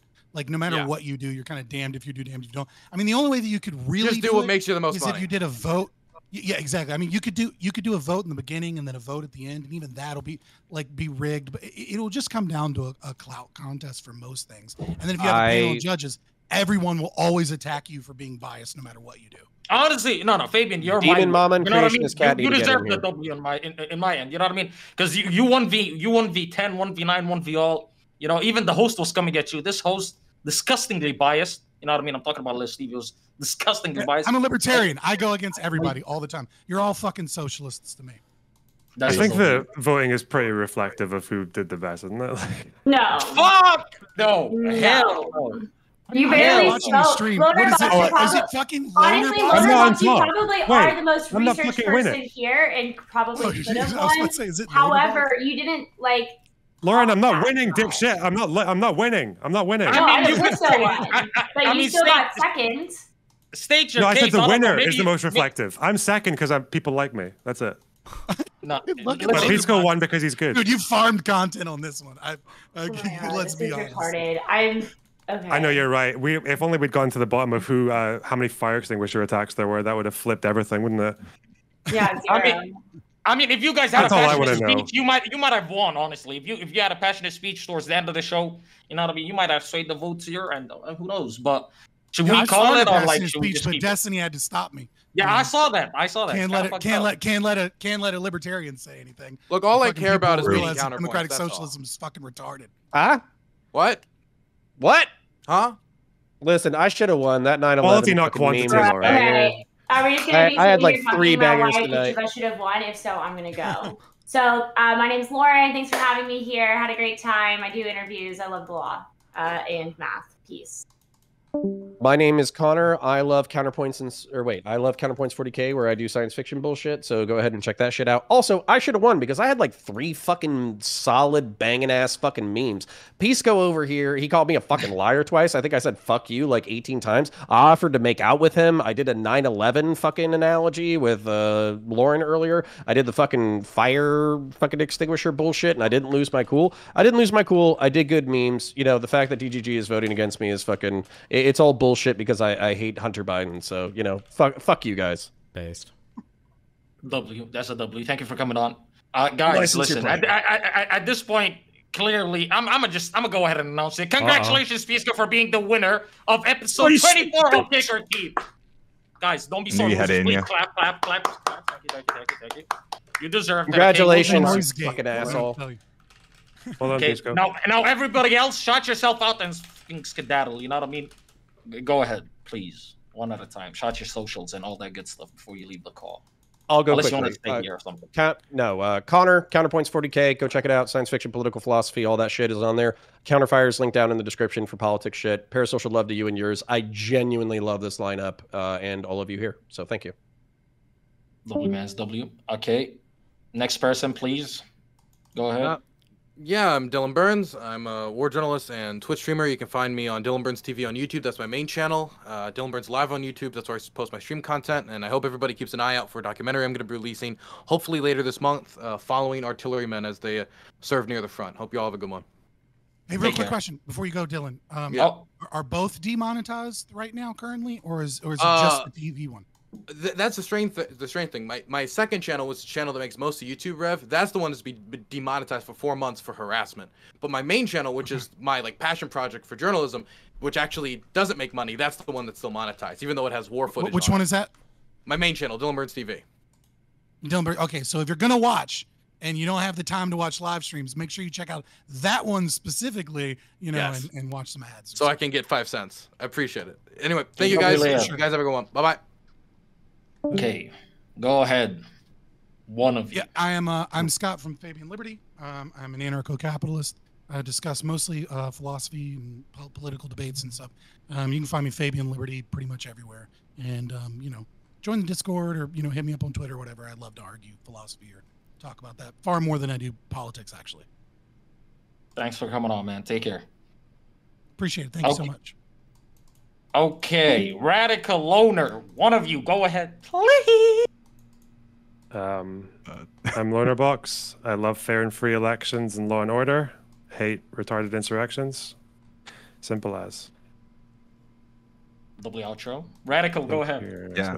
I'm Radical Coder. Some might remember me for arguing with Destiny about racist math and stuff like that. But yeah, I teach math and computer science and programming and fun stuff like that. And I also argue with people a lot. My channel just got monetized recently, so looking to do some cool stuff this year. See y'all soon. Take care. Now, our winner, please listen, enjoy. You know what I mean? We'll give you approximately 15 seconds more than everybody else. You know what I mean? That's what you earn. Go ahead. Hey, I appreciate so much the opportunity to be on the show. This is a topic that I care about a lot. I know I can get loud and obnoxious for people, interrupt people, but it's because I really do feel it, and I think that day was horrible for our democracy, and it continues to be a situation where people are gaslighting and lying about what happened, and it's coming back for us. As we were on the show, Donald Trump won the Iowa caucus. This thing is not over, and we're going to see history repeat itself if we don't do everything in our power democratically to make sure the truth is spread, and that the responsible people are never allowed near the levers of power again. And so I haven't set up my YouTube right now for streaming. Apparently there's a 24-hour delay window before you can start streaming to do the host, and I'm happy for Destiny to donate that $500 to his DoorDash fund or to the Corantos Foundation, whatever you have set up. No. Yo, what the fuck? Yo, Pisco, that's great. Thank you very much. That's perfect. Go ahead. Yeah, and I just want to thank both of you for the opportunity to talk about an issue that's really important and that matters to me deeply. And so I just want to thank both of you for hosting the topic and for continuing to have engaged discussions on both sides about this issue. Thank you for coming on, Pisco. Yeah. I appreciate it. Appreciate it. Much love, guys. Bye-bye. Take care. Okay, first of all, I don't like how you said no fast. Like, you said no fast as yeah. Like, that's the first time it happened in 24 episodes. I'm impressed. You know what I mean? Yeah. Okay, listen. I think if we do these types of things, okay, I realize it's way too late. I think the moderation has to be very, very, very, very, very active. For this type of topic, like, I think in the very beginning... Yeah, completely. Let me address this, number one. Go ahead. I wanted you to... I put the ball in your field. You know what I mean? I said this January 6th is something that you've already covered a ton. It's something that you know way more than me about. I was like, you know what? I'll throw you the questions. Take it over. You know what I mean? Because at the end of the day, I won't be able to like. Yeah, no, that's fine. It's not even. This isn't like about the. I'm just saying that if we have the ones where everybody's here, whether it's me or you, it's not. That's not what I wasn't blaming you. No, I understand. But what I'm trying to tell you is, I know what you're about to say. I understand. That's why I wanted it to be on topic. The thing is, okay, the debates could be good. It could be interesting, but at the same time, it grows fucking tired when it goes on for like 40 minutes. Like, there's no. I don't think they ever needed to be ended. I think they just needed to be directed. Like, we should have forced, like, what's the definition of insurrection that we all agree on? And then everybody decides, and then does this qualify as insurrection? Then we go from there. Like, it should have been a step-by-step thing, rather than we got yanked all the way to Hunter Biden in, like, 30 minutes. The only reason we did, by the way, is because we didn't stick to the topics. If we stuck to the topics, even if we, like, what you're trying to say is, even within what they were arguing, we could have just asked them to be more specific, and that's fair. But at the same time, we had a fuck ton of topics, and we only asked one question, and that's why I'm a bit salty. But overall, it was still good. Honestly, they didn't even need that much moderation. They were great at controlling themselves. Every once in a while. Really? I mean, what? Really? Honestly. I don't think. I mean, they might have been okay-ish in terms of not speaking over each other as much as some people have, but there needed to be like more structure in terms of like progressing through the conversation, because the conversation actually went nowhere in 3 hours. Okay, that's okay. Yeah, that's true. That's something I acknowledge. But what I'm talking about is the yelling and all that interruption shit. Yeah. They were really good with that. What the fuck? Yes. What? Well, Steve, listen, we've been doing this for damn near a year. You know what I mean? And I'm trying to get the show an award. I'm not gonna lie, but I can't get it solo. Krieger, pin it in Kick Chat, please. Listen, I know you're not cool with the Poggers people. You know what I mean? You're too edgy for them. Too many N-words. Too many, like, you know what I mean? Whatever. But I'm trying to get Kick or Keep to win the Best Streamed Series award in the Streamer Awards. I'm trying to get that. Now, I don't know what the fuck you get for it. I'm pretty sure you get like a plastic fucking Pepe. You know what I mean? Okay. That they spray painted gold with like 50-cent spray can. But here's the thing. I see a lot of people doubting in chat. I really think if you guys put your foot down, who the f is gonna beat DGG? Listen, you guys are dickheads, so I hate the glazing what to do. But who's gonna beat DGG if you guys put your foot down? Let's fucking win Best Stream Series. Okay, let me just ask this real quick. On YouTube, on Kick, on Twitch, on fucking Cozy TV, I don't give a f. There hasn't been a goddamn consistent stream series, like Kick or Keep, that has been as dope as this. I don't give a f. Listen, you niggas in chat is being haters right now, okay? You're being haters, but let's be honest. There hasn't been a better fucking stream series in 2023 other than Kick or Keep. All of the other ones were shit, or they were only like fucking 5 episodes max. We're at episode motherfucking 25 next week. You know what I mean? So, ladies and gentlemen, do me a favor. It's pinned in the goddamn chat on Kick. Who's this? Golly. It's pinned on the chat on Kick. Right? Vote. My Skype randomly opened up. Somebody's hacking me. Listen, vote for Kick or Keep for the Streamer Awards, please. Okay, just do that. Don't be dicks. Don't say no, you fucking assholes. Also, vote Carantos for Hidden Gem Award. That one you get paid for. Okay, so do that. Okay, so if you're not gonna give the host to nobody, you're not gonna give the 500. Do we face reveal if we win? Pisco wants a 500. We figured it out. Fuck! Yo, you really tasted. You are an ass. Damn. Okay. Listen, I get it. First of all, you offered 5K for the face reveal. Now you're offering the award. Stop doing that shit. Wow. You know what I mean? You're trying to take clothes off of a black man. I know this Hollywood shit. It's been exposed. I saw Cat Williams speak with Shannon Sharp. Anyways, I like how black people just believe when anybody dies, they're like it's a sacrifice. Okay, I'm going on a random monologue right now. I don't want to do that. Jesus but honestly, Christ. Yeah. Like in the United States, if a black person is successful and like his fucking third cousin's fucking dog's cat died, they're like, yeah, there you go. This nigga had to sacrifice somebody to be successful. It's like even niggas don't believe they could be successful without killing somebody. It's crazy. It's called Shaheed, isn't it? Isn't that what you guys? No. A Shaheed is like somebody who died. Anything else? Yeah. Okay, stop being confused, dickhead. Also, you keep milking the fucking Muslim jokes, huh? You have no other material. You're fucking tired. Hey, we got all the lazy. material of the... Listen, okay, Muslims aren't the only guys that dig tunnels. We got tunnel diggers in New York now that are Jews. There you go. Yeah, lost love. They were looking for each other.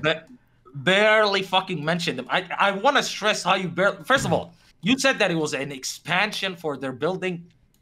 Wasn't that what they were fighting over? I understand that's the public story that's been put out that you saw. Listen, you believe Jeffrey Epstein didn't kill himself. Wait, what's the other story? What's the other story? No, fuck the other story, because I don't want to get into the conspiratorial side of things. Oh, okay. What I want to just lay out is just the facts. Do you not find it insane that a bunch of goddamn fucking people, I'm not even going to say Jews because it's going to sound anti-Semitic if I just say bunch of Jews, but like, they were a bunch of Jews, right? Don't you find it crazy that a bunch of Jews came together and dug a fucking 100-foot long goddamn motherfucking tunnel in the middle of New York? And like nobody batted an eye? You're telling me the police, the fucking firefighters, nobody noticed? Well, isn't the point of a tunnel is that it's like underground? But okay, great. You're getting to my point now. In a city like also, New York, didn't somebody notice because that's how they got caught? No. The way that they got caught, and you could correct me if I'm wrong, is that they hit a water pipe or something. And then like somebody called it in, and then they came, they're like, okay, the pipe's here, and they're like, what the fuck is this? So that's how they got caught. So that's one.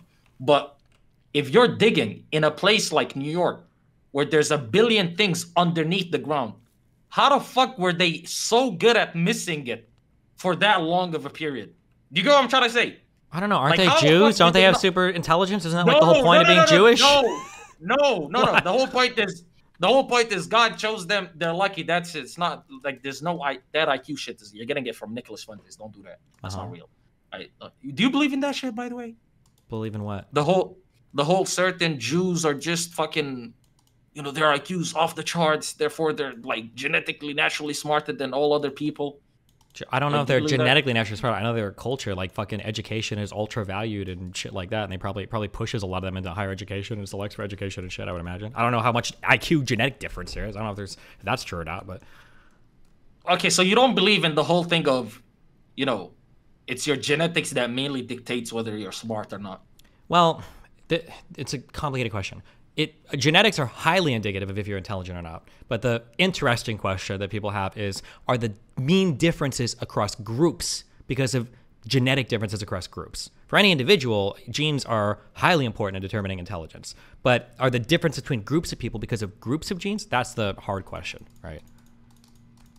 Okay, so if that's the case, then you completely 100%, when I say 100, I'm being like specific. 100% disagree with people that try to attribute it to genetics when people are like, oh, fucking black people are the dumbest niggas, Asians is the smart, the Jews got the most fucking geniuses winning Nobel Prizes, whatever the fuck. You're like, it's more culture, like genetics plays a part, but it's really not that important. I don't know if I would ever say it's not that important. It's definitely a combination of the two things, right? It's going to be genes and environment, right? What holds more weight is what I'm trying to tell you. That's such a hard question. I know it is. That's why I'm asking it. I'm trying to get Here's your a question. Let's say that I show you, let's say that I ask you, how important do you think your genes are in determining your height? Important as fuck. God damn. I'm trying to check. Isn't it like 0.8? So the heritability of height is very, very, very important, right? It's a highly heritable trait, meaning it's very hardcore, like genetically determined compared to other environmental factors, right? Meaning the difference in height between two people is generally attributed 80% to the genes, right? Correct? Mm-hmm. Okay. Mm-hmm. Let's say that I show you somebody who's like 4'9", who was like starved their entire childhood, and they're an adult now. And then I show you somebody who's like, 5'10". The difference between these two people, even though height generally is a heritability of 80%, what was the major contributing factor between the difference in height between these two people? Their environment. Yeah. So even though height is something that is considered highly heritable, and I believe intelligence is considered pretty heritable too. I think it's like anywhere from 0.5 to 0.7, very heritable. The difference in intelligence or height between people, or maybe even groups of people, could also be environmental factors too. Now, maybe that's true, maybe it's not true. There might be average genetic differences between groups of people that are contributing to differences in intelligence. That could be possible. It'd be stupid to say there's no way that's possible. It's a really, really, really hard question. Intelligence is like a super ultra polygenetic trait. It's very hard to test for. There's a lot of environmental factors that turn different genes on and off. It's just really hard to know for sure. That's the only thing. If I were to get an Asian, a Jew, a black person, white person, whatever, like mix all these people, put them in the same environment, and then I'm going off of according like to all the things that you know already, right? What would the science say the likelihood of the outcome of the Jew being better than the Asian, or the Asian being better than the black? Like, who would come out best, right? Like, who would be the smartest? Like, if the environment was made equal. The issue is that it's so fucking hard to do that for two reasons. One is because an environment starts in the womb. So as soon as you're conceived, you're now existing in an environment. So for instance, fetal alcohol syndrome is something you develop in the environment, but not like after you're born. That's literally why you're in the womb, right? There are epigenetic factors, meaning biological factors that you can get from a parent that aren't part of your genetic code, right? There are environmental factors in the womb that can influence how you're born and everything. People try to tease out the differences in things like twin studies. So you take twins at birth that are separated and raised in different environments, and you try to tease out like how heritable a trait might be to check for differences. But there are also issues with twin studies too, because like a twin is being raised in a unique environment that's not like an ordinary environment. And it might be that if you separate like, say, a Jewish and an Asian kid at birth, you separate them in China and you send the Asian kid to one Chinese family and you send the Jewish kid to another Chinese family, that Jewish kid, for a variety of reasons, might still not perform as well as he would in another environment. It's just really, really, really difficult. I would say that like I lean towards the idea, like I lean very, very, very slightly that there might be some group differences in terms of things like intelligence, but it's probably vastly overestimated by people that really want that to be the case. But it's really, really hard to determine. Like there are still debates on whether or not, for instance, Kenyans, I think it's Kenyans are the ones that do running really well, right? Kenyans are the right? Yeah, like, the long distance runner. Yeah, I've seen studies going back and forth, even arguing if they have. Some people argue that they have like these muscular adaptations where lactic acid and shit, then they're able to run way faster and blah, blah, blah, blah because of this. But then I've seen other people argue that it's actually because of the areas they live and the heights that they trade at sometimes or some bullshit. And this is actually a greater reason for why. So even something as simple as like muscular development and distance running or running is debated on how much the environment versus the genes affect it. So I don't know. Anybody that tells you they have a solid answer is full of shit. There's no solid answer. But anybody, yeah, that's just one way or another. It's just a really, really complicated question. Even intelligence is like a complicated question. But yeah.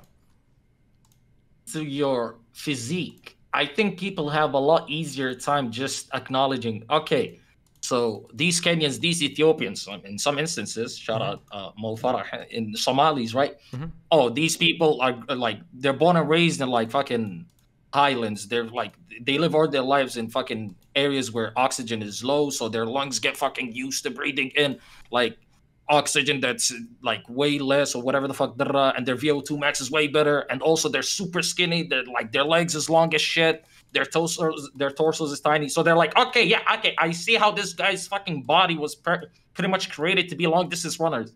Or else with the Chinese, they're like, their fucking limbs is tiny. So when it comes to powerlifting, they're all like jacked as shit. But when it comes to running, like, you know, they're bozos.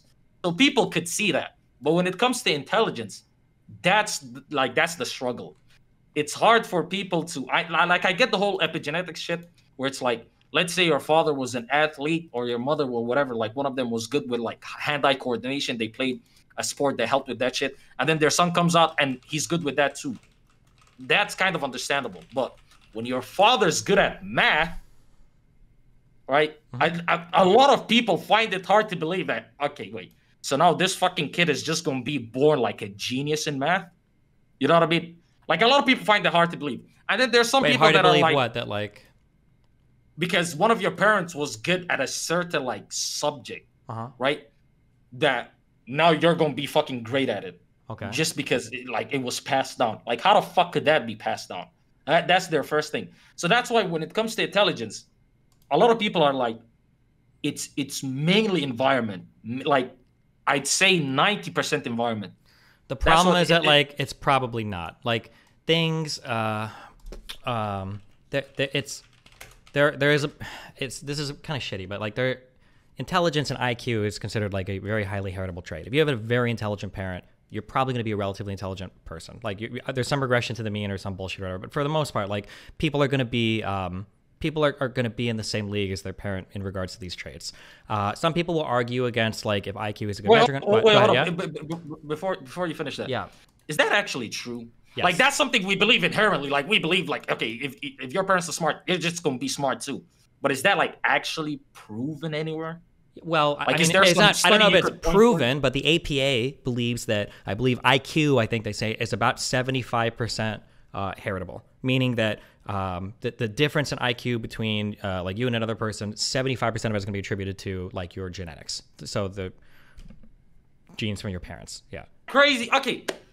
I find like I hear that, and I also hear when you say like the fucking retards that tell you, oh, it's more your genes, and like the fucking race realist people. There are certain people that are just fucking genetically superior than others. Don't listen to them; they're fucking losers.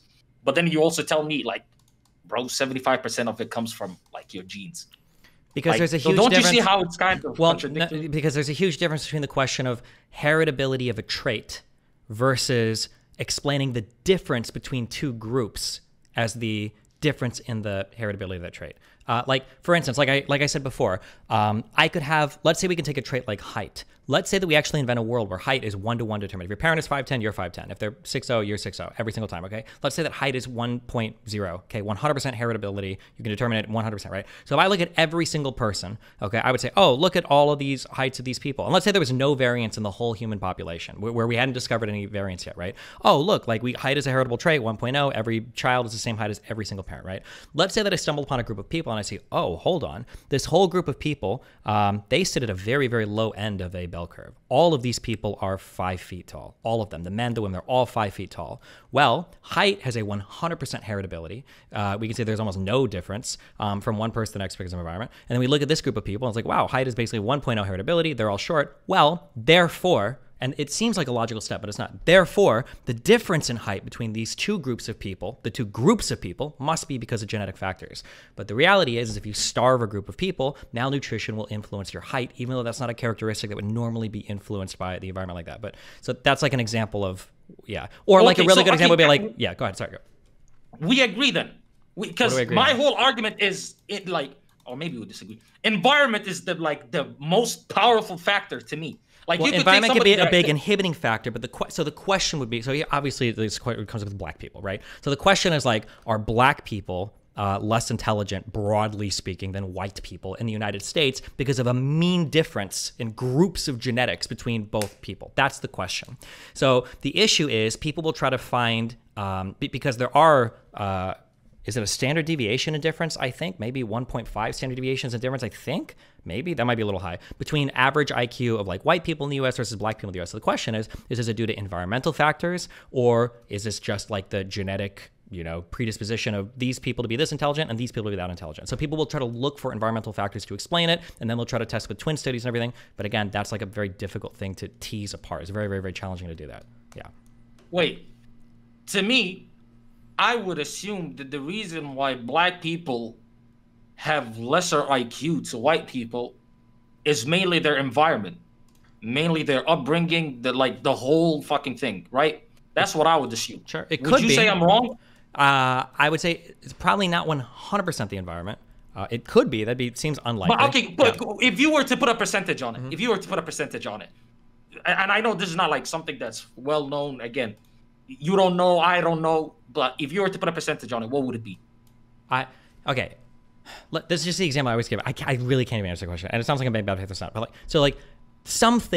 there are some things in life that I feel like are so obviously biologically determined. It's just obvious. There's no way that the difference could be that big. So the example that I always cite is if you look at rock bands, okay? Rock bands, playing guitar, playing drums, playing bass is obviously something that, for whatever reason, men do this. They excel at this. Men do guitar better, men do bass better. It just seems obvious to me because the difference in gender is like 99% plus in terms of that decision, right? But if you step over to the classical music world, okay, like 65% of violinists are female. Why would it be the case that a female can navigate a fretboard on a violin or a bow? No, not a bow. I don't know what the fuck it's called. Why can a female navigate a board on a violin but can't play fucking guitar? That doesn't make sense. So here's a difference where we look at the gender difference, and it's more massive than any other gender difference we see in the world. And this is a difference that's almost certainly driven entirely culturally, like almost entirely culturally. It must be. But then you can have like, I'm trying to think of what else. Yeah, I'm just saying like that's an example where you can have things that are driven entirely culturally. So when you ask me like what percentage of something is like environment versus biology or whatever. Wait, can you use that argument for like when it comes to IQ with black and white people? Because let's put it this way, right? When black people, and I know maybe this is not like 1-to-1 or this is not as close as the guitar to the violin, but when black people actually like fucking dedicate themselves, fucking 75% of the NBA fucking black. Most of the pro leagues in the United States, a lot of it is dominated by black people, right? So now I get that's like, that's your physique. It's kind of the same thing, but not really the same thing. But at the same time, it's like, to me, I would believe if these people were given the same resources, if they were given the same environment, the same nurturing, the same upbringing as white people, I wouldn't say they'd be equals just off rip, but the difference wouldn't be as large as you said it was. Like, to me, I just couldn't believe it, because at that point, what we're admitting, or what we don't want to admit, but we're kind of admitting, is genetics plays a powerful role. Like, if you're a dummy, you're a dummy. Like, your environment could be good, but it's not going to be good enough to save you. Yeah, I think that's the challenging part, and something that is kind of shitty. But it seems like, from what I'm aware of, it seems like IQ is not very malleable. Meaning, it's really, really, really hard to change the IQ of a person, even with access to like great educational opportunities and everything. You can degrade an IQ heavily by like brain injury or lead poisoning or something like that. But to actually like boost people's IQ, my understanding right now is I don't know if we know of any way to do that, unless there's like an inhibitor, like malnutrition or something like that. Is my understanding, I think. Or like their environment. Yeah, like unless there's like an inhibitor on the environment. Yeah. But how would you know? I think they try to tease apart with like twin studies or making things available to groups of people and seeing if like they can boost like IQs or whatever. And I don't think I just don't think anything. Here's what I would say that you would look for. It's kind of like a dick enlargement pill. If there was a dick enlargement pill, every single motherfucker in the world would take it. Every man would know about it. It would be no secret. There's no secret dick enlargement pill, right? Or I always used to say for a fat loss pill, if there was a good fat loss pill, everybody fucking know it. It wouldn't be a secret. And now there is one, and it's that Ozempic shit or whatever. And everybody is fucking trying to get that shit. Yeah. So I think if there was like a surefire way, what? Didn't the woman like sue them because she got diarrhea for life because she consumed it? I have no idea. But I literally saw that story recently. Maybe, but if it was the case, or there was like a consistent way to boost IQ, I don't think, or I think everybody would be harping on this. I really would hear about it way more. But yeah, it seems to be like an incredibly difficult to maybe impossible thing to do. I'm not sure. I haven't seen like anything strong pointing out you could do it. Oh wait, say that again. It would be like damn near impossible to do. My understanding is I think that's about it. Yeah. No shot. I think so. I think so. So if we just beefed up these areas, you know what? Fuck African America. Let's just go to the entire continent of Africa, because you look at the entire world. Hey, this is Earth at night, and you see Africa's like two lights in that bitch. You know what I mean? So you're telling me right now, if a white man came to bless the lands of Africa, and you put a fucking white teacher in every classroom, and you put the best like facilities, and you just like try to big up the people as much as you could. Mm-hmm.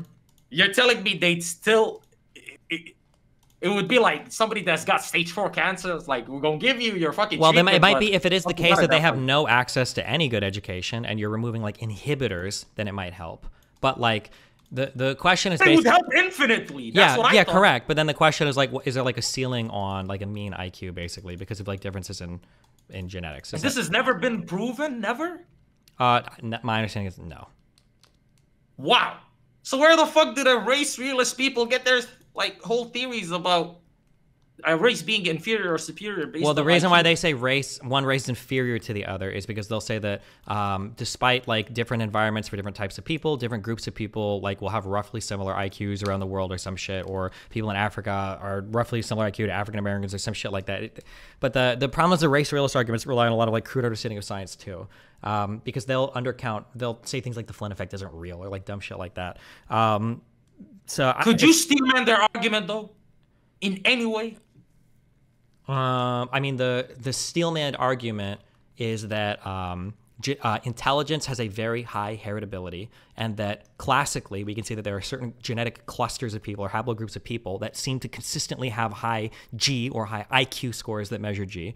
They seem to consistently perform very, very well in very heavily G-loaded things, so things that require a lot of IQ, and that these trends seem to match even when they migrate to immigrate to other parts of the world, and these trends seem to be resistant to environmental changes once they're in other parts of the world, and they seem to carry through like in just lots of different areas of life from different groups of people. That's like roughly speaking, and that like even for twin studies and stuff, that when you separate out certain groups of people and you follow them, they still have a pretty heavy tie to their original like genetic foundation of intelligence. That if you take a black baby from a 90 IQ family and you throw them in like a 180 IQ family, that black baby might come out at the end as having like 95 IQ, but not the 180 IQ that you would expect if it was all environment. But again, like even twin studies have issues, and there's a lot of like all of this research is very, very, very, very, very difficult and very complicated, and like yeah, it's a super hairy area for research. Yeah. So honestly, what I'm taking away from this is you are really super hard capped. Like if you're born a certain way, good luck. It's like with bodybuilding. You could take all the steroids in the world, but if your body is meant to be a certain size, you're never gonna go beyond that. Pretty much. That's what I'm getting from this. Kind of, but if you were to compare it with bodybuilding, right? Like some people might be genetically higher T. Some people might genetically have, you know, better limb lengths for a certain length and can build more lean mass or whatever. But muscle insertions. Yeah, sure. Yeah. But whatever your full potential is going to be way better than whatever your no potential is, right? Even if you're genetically quote unquote low T or not gifted at all, you going to the gym for 10 years is going to be significantly better than not. So if you take like, you know, a guy that's naturally 150 IQ and he spends his life not really picking up any skills and he games the whole time and he fucking really doesn't do anything, and you take another guy's like 105 IQ and this guy like applies the fuck out of himself, goes to school, learns a specialized career, whatever, like that guy might be more successful in a lot of markets in life than the 150 IQ guy that did nothing. So like regardless of your IQ, you should still apply yourself as much as you can, because you're going to have like natural limits that make you as good as you can be at a thing, and that natural limit or end is going to be way better than if you don't apply yourself at all. So fair. Okay. I could see that. The guy, if the genius fucking sits on his ass and is a bum, and if the average guy fucking works his ass off, I would assume that guy would have a better life. Oh, fuck me. Yeah. Okay. This shit is depressing. I'm not gonna lie. What the fuck, guys? Listen. Well, don't be like super depressed. It's just you just have to be ready to. Yeah, you should still apply yourself no matter what. Yeah. I mean, listen. My father was a valedictorian, so clearly that whole thing skipped a generation. Is all I'm gonna say. Okay, you know. Not really. Stop trying to misrepresent yourself, Mister. Flies east to Malaysia, fucking thousands of miles away to go to school for computer science and shit, and then goes back to. Okay, so clearly your genetic stock is doing okay. So that's not gonna give me the $500 I just lost. You know what I mean? But listen, you gonna host Pisco? I don't even think Pisco's streaming. So I gotta leave. I gotta go out to dinner, or I'm gonna get in trouble with people. So you gonna host me? Is what you're trying to say, right? Yep. Go. Bye. All right, there we go. GG. Bye.